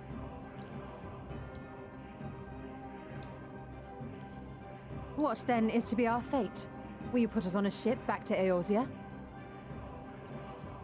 The Forum will convene to examine your case. The results of said inquiry will determine your future in this city. As for your absent companion, he has already been detained. Grah! But why?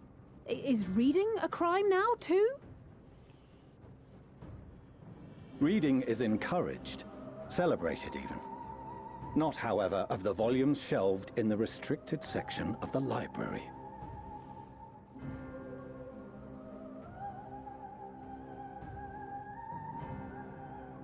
Refusing to comply will only make matters worse. Let us instead treat this as an opportunity to open a dialogue with the Forum. Makes sense to me.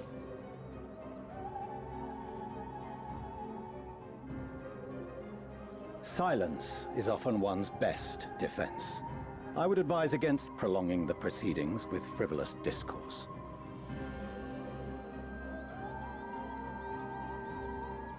But enough. This is not the place for debate. The rostra await.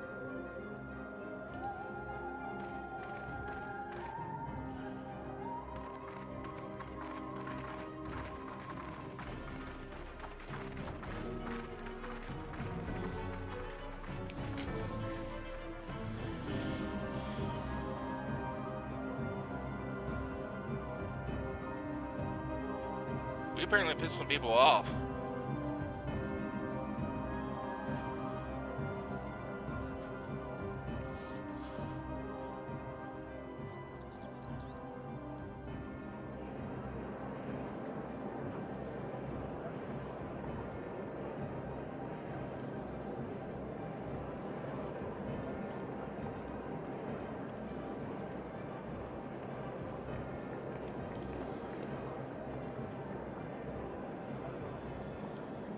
Forgive me. I was careless. We would have been detained regardless. This way, at least, we managed to stay together. I trust your time within the Forbidden Archives was well spent.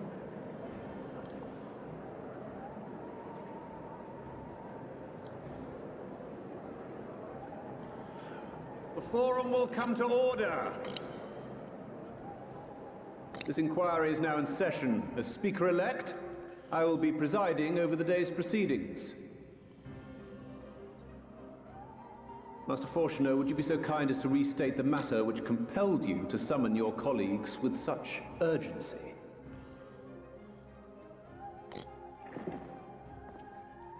As you are all aware, we recently denied Eorzea's request for Sharlayan assistance. Since then, certain individuals dissatisfied with our decision have taken it upon themselves to interfere with our work. No, they didn't interfere. They entered our nation masquerading as associates of the students of Baldessian. But these malcontents are better known as the Scions of the Seventh Dawn. These militants wield influence with both the Eorzean and Eastern alliances, and are inextricably involved with the crises presently afflicting the world at large. Loose in our city, these warmongers sought to meddle with and expose matters of state secret. What are they, if not a dire threat to be expelled?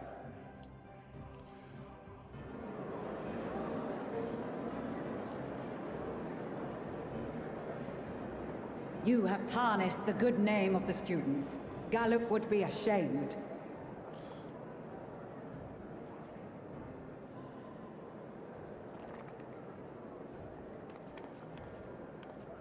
Galuf Baldessian was never one to forsake his fellow man. Even if this nation closed every door and retreated from the world, he would have found a way to help the Scions, help every soul of this star fight back against the coming doom.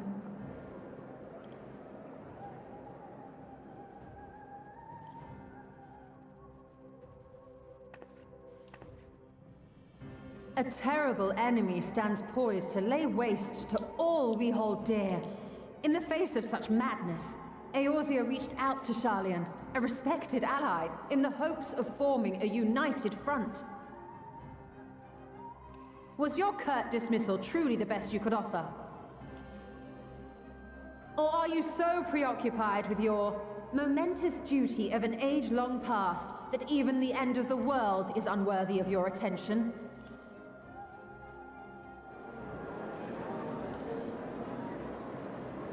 Whence came this revelation? From the mouth of a forum member within fortuitous earshot. Then it seems your findings support my own.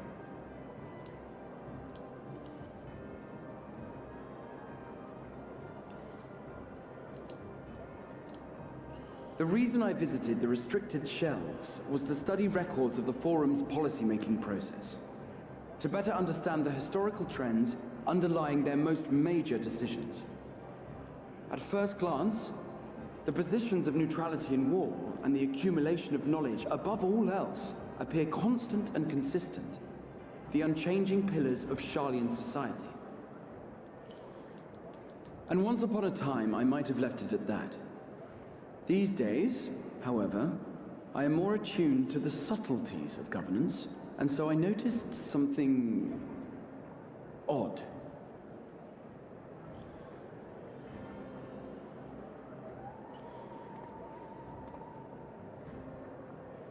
From a particular point in time, the purpose of these policies shifted. No longer was knowledge preserved for the benefit of society. Rather, society was to be gradually reshaped to ensure the preservation of knowledge.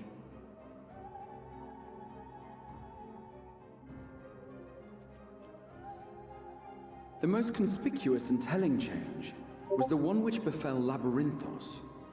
Once little more than an oversized storehouse, an enormous allocation of funds saw it transformed into an advanced research and archival facility.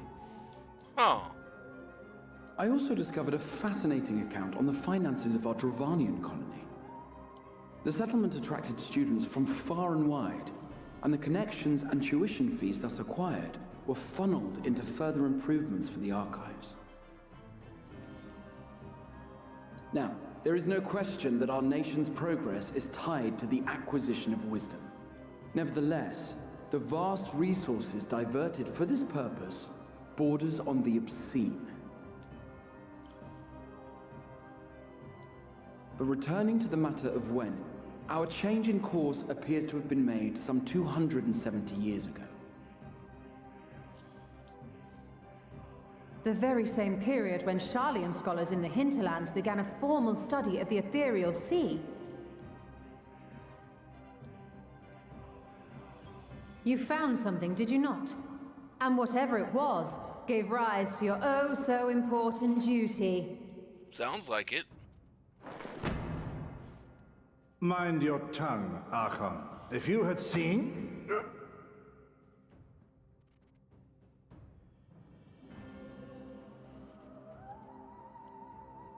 Yes. We are bound by a duty we cannot ignore. Knowing this, what would you have us do? Abandon our vital work and join you on the field of battle? We will never choose the way of the sword. We will fulfill our mission not through strife and bloodshed, but survival. Come what may, we shall live on. We must. We just need to understand. Do as you must, then. But we Scions will fight until the heavens fall, until our last breath.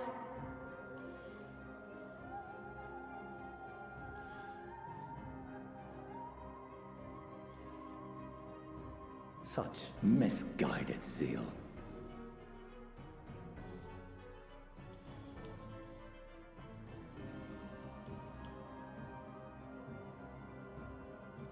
Father,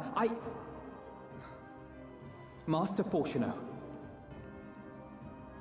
I fail to understand the stance you have elected to take. But by the same token, I have yet to find a compelling argument to counter the challenge you put to us in Gridania. Still, in the midst of my uncertainty,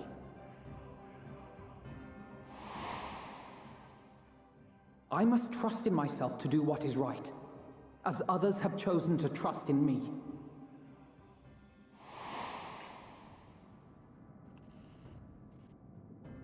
So I will continue, as I always have, weighing the consequences of my every action, and allowing my hope for the future to inform my decisions.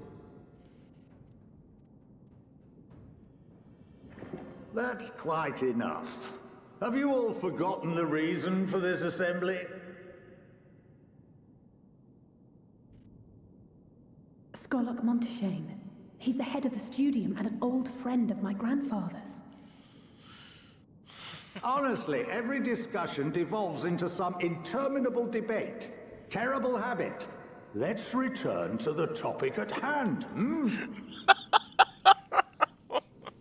By their own admission, these Scions have resolved to fight alongside the Eorzean nations against the doom which swift approaches. But there exists no evidence of an attempt to incite our citizens to do the same. Furthermore, while our decision may well have been the correct one, we cannot simply bull our way through these disagreements without inviting doubts or objections. Put yourselves in their place. Who among you would leave a tome unopened if an elder forbid you read it with no reason given? Yep. No. If we're to quell further discontent, then we must conclude this matter with a fair and even hand.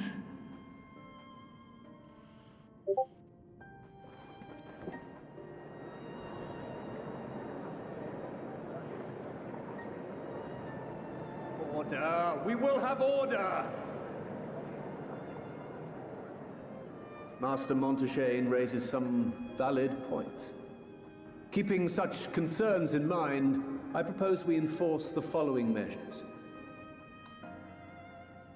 Until further notice, the students of Baldessian are to cease any and all activities within the domain of Sharlian. You will also refrain from any further investigation into the Forum's decisions and duties. Failure to comply with these restrictions will result in the immediate expulsion of your Scion associates.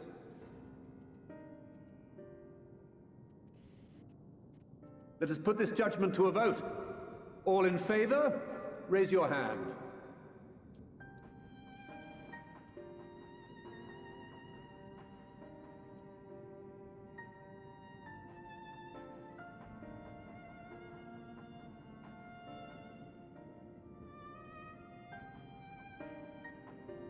I count 51 for and 48 against. The proposal is passed.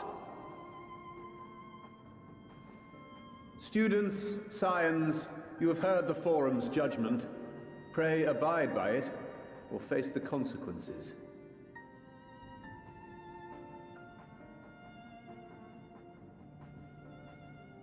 Honored members, I thank you for your time.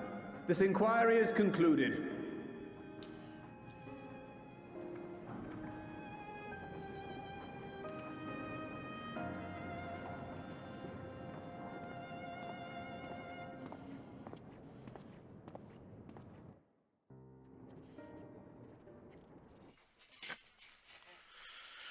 Interesting. Very interesting.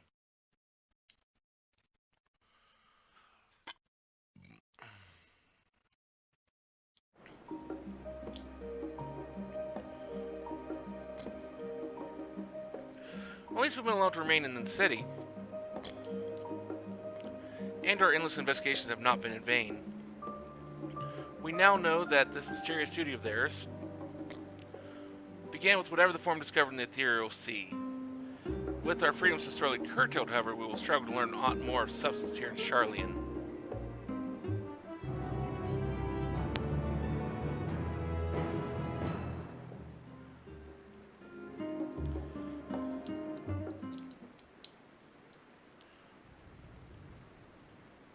This overall picture has grown clearer, yes, but that's in spite of the Forum being so maddeningly vague about this duty of theirs. Why are they so reluctant to explain their actions in plain words? Survival's come what may, his father's word, so vile that it takes precedence over his own family.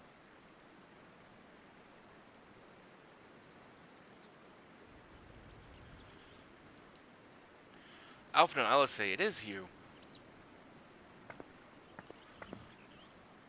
When I heard you'd been dragged before the Forum, I came as swiftly as I could. I'm so very glad they allowed you to stay.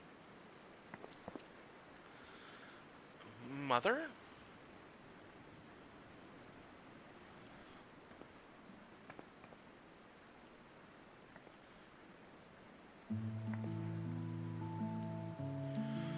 Amulet Lovelace, at your service. And you fine people must be the Scions of the 7th Dawn. How lovely it is to finally meet you.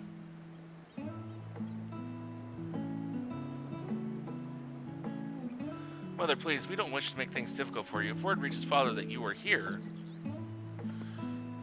Oh, bother that. Am I to be chastised for sitting with my own children? I am well aware that you and Master Fortuneau are not on the best of terms at the moment, but I've been absolutely desperate to see my darlings again.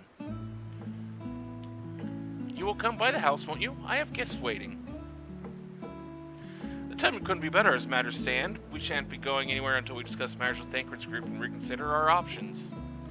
Go visit your home. We'll be back at the annex when you are ready to rejoin us. I'm not sure what do you think? Why not? Oh, the Illusion Fox? What a splendid day this has turned out to be. Champion of yours, I insist that you join us.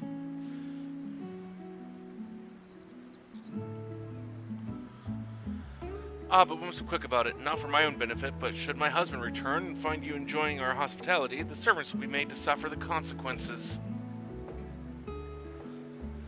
If you'll be so kind as to escort my children to the estate.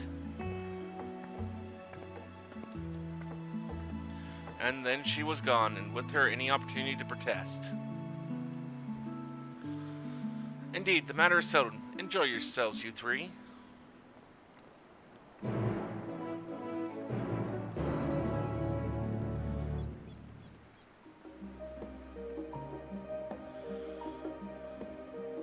I apologize. My mother is not one to take no for an answer. Still, I am glad, relieved even to see her in such high spirits.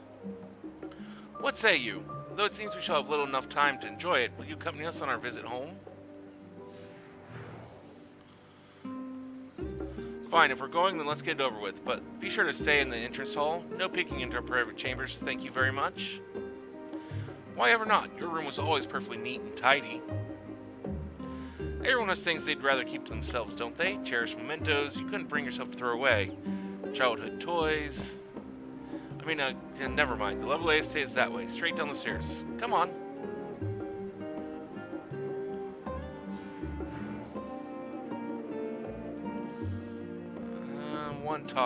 Two talking points.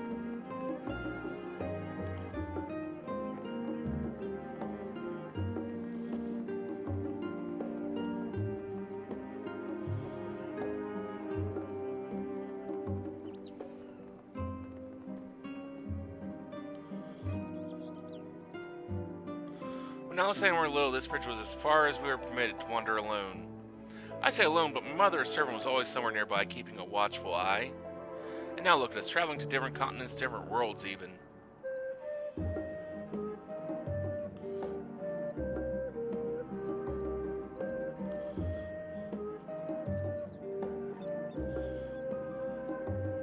As children often know, I would often wait here for our father to come home from work.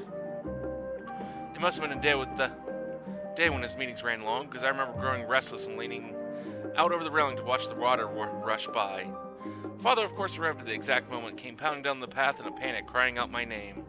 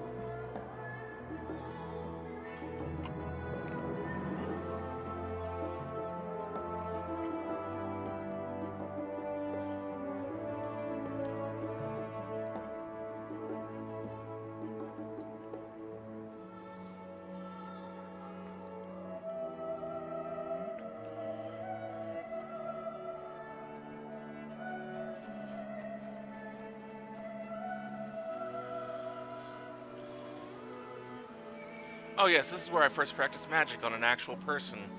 Alice had fallen, you see, and scraped her knee quite badly, so I tried casting the simple restorative spell I had only just learned. I was small when the wound closed, the joy and relief that was, I believe, very much chose the healing arts as the main subject of my studies. Oh, that's interesting. We used to come here all the time with grandfather in summer. I would dip my hands and feet in the fountain and splash about. Not often though. Even back then he wasn't very fond of playing in water. He'd made any excuse to avoid it.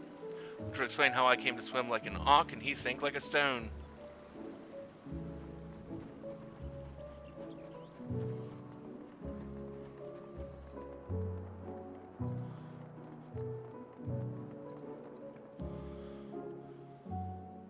And here you are at last. Please do come in.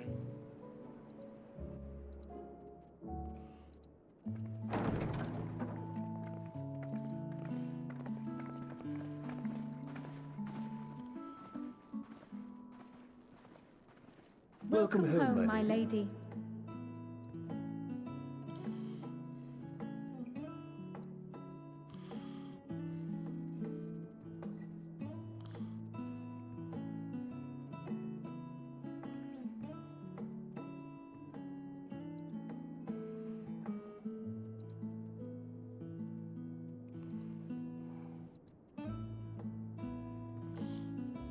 What? What are you gawping at?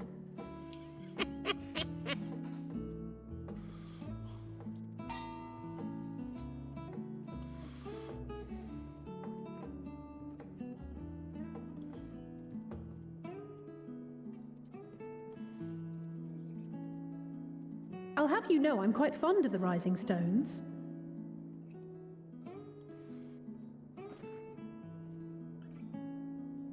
Lord Fortuneau is not to hear of this visit. And I should also like the children to have their gifts, ere my husband makes his return. As you wish, my lady.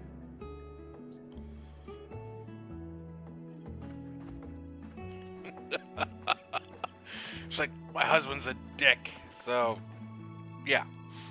Master Alphino, Mistress Alice, if you'd accompany me upstairs.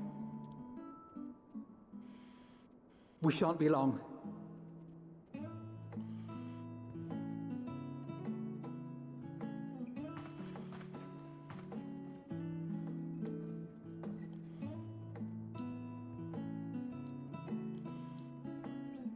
The twins have been sending letters home from time to time, recounting their latest adventures.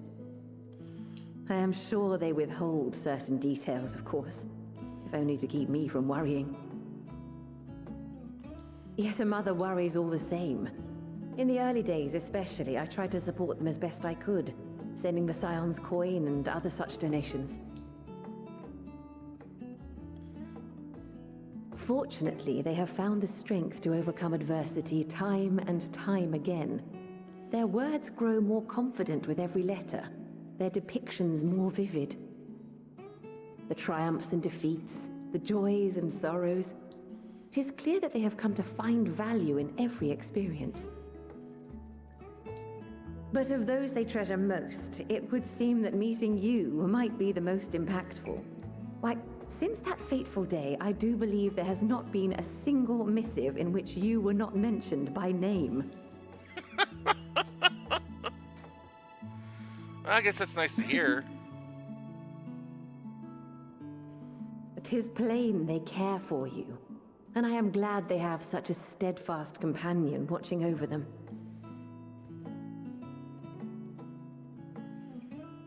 Under normal circumstances, I would offer you tea, but alas, these are anything but. In any event, why don't you keep me company whilst we await my children's return? Perhaps you might regale me with a tale or two of your exploits.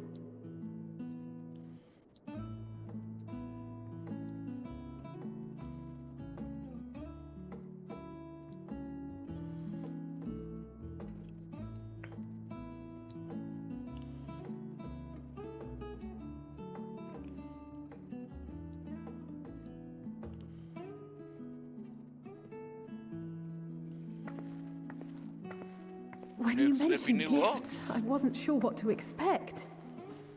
Mother, Oh, look how well it fits you. And the style is to your liking? Would hope so.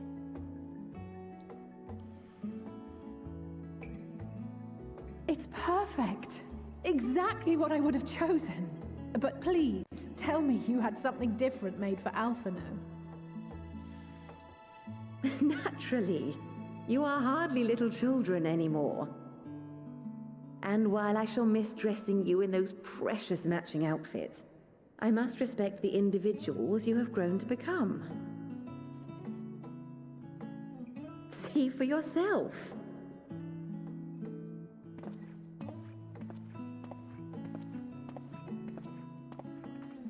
Thank you for the splendid clothes, Mother. Stylish, comfortable, and eminently practical. Uh-huh. They don't look very practical. I am so glad you like them. They are, however, missing one final touch.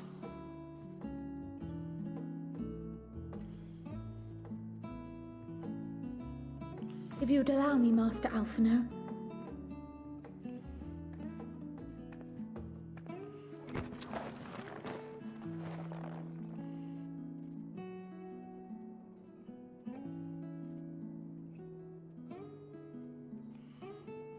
Oh, so he became a sage now. Are these... A sage's tools of the trade. They belonged to your father.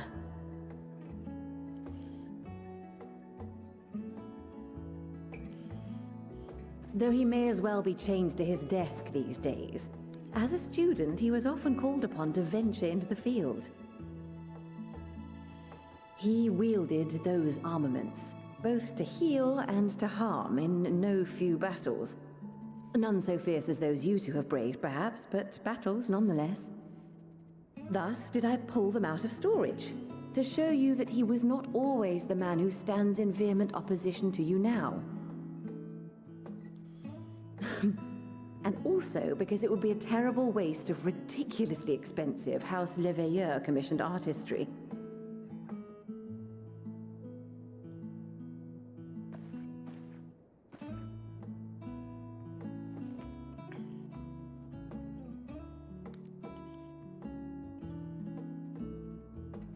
I am told these devices are quite difficult to master, but someone of your extensive experience should soon have them darting about with grace and aplomb. May the wisdom in that crystal serve you well. And please, try to find common ground with your father, that you might come and go without need for this awful subterfuge. Yeah, we'll try. No guarantees on that, though. We will, Mother. I promise. My final gifts to you, before you run off, are an observation and a suggestion. Firstly, Fortuno has ever been a serious man, but it was only after you were born that he truly lost himself in his work. I may not know the Forum's inner workings, but I know your father's. The timing of that change in him holds some significance. Secondly, do not seek to best your father with words. Far better that you simply show him. Let him discover the merit of your actions, after they cannot be undone.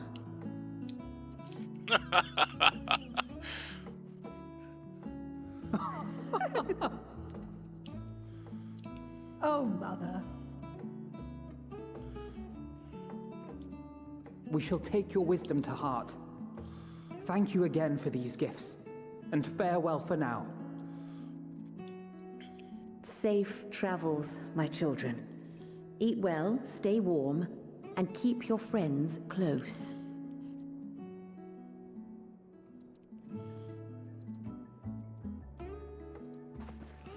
We'll do what we can in all those regards.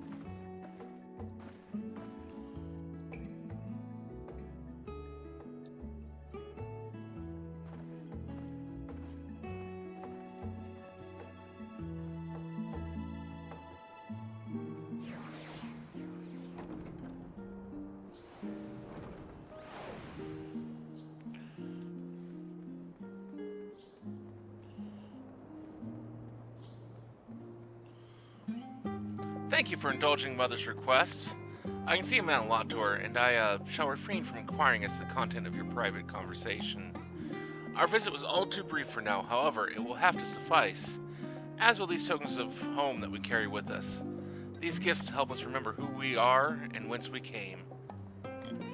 But enough sentimentality, let's return to the annex and rejoin our companions.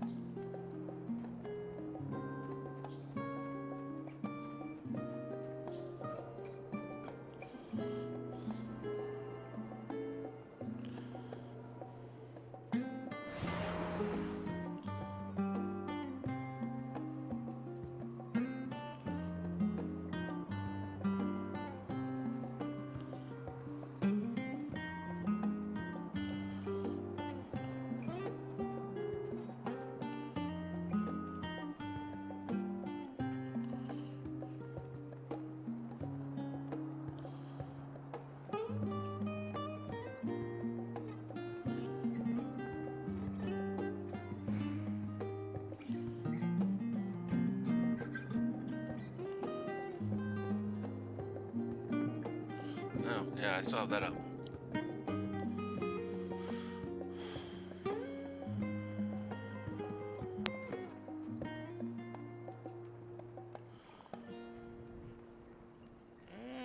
Nope, not enough to level.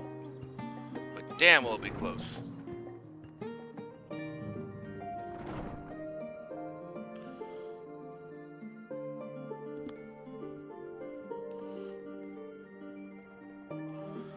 Enjoyed your time with the Levelers, I hope? I would ask how the twins fared, but their new outfits tell the tale. I hope we can help them to reconcile with their father, that they might return home one day with their heads held high. In the meantime, we watch you ever closer to the secret the Forum strives to hide, and the flower bequeathed to you by Highland, I'm sure to guide us going forward. I'm confident that once we've scouted out the situation with Thavnair, we'll be well equipped to plot out our next move. And with that, I think we're going to call it a stream. Let's take a look and see who's out there to raid.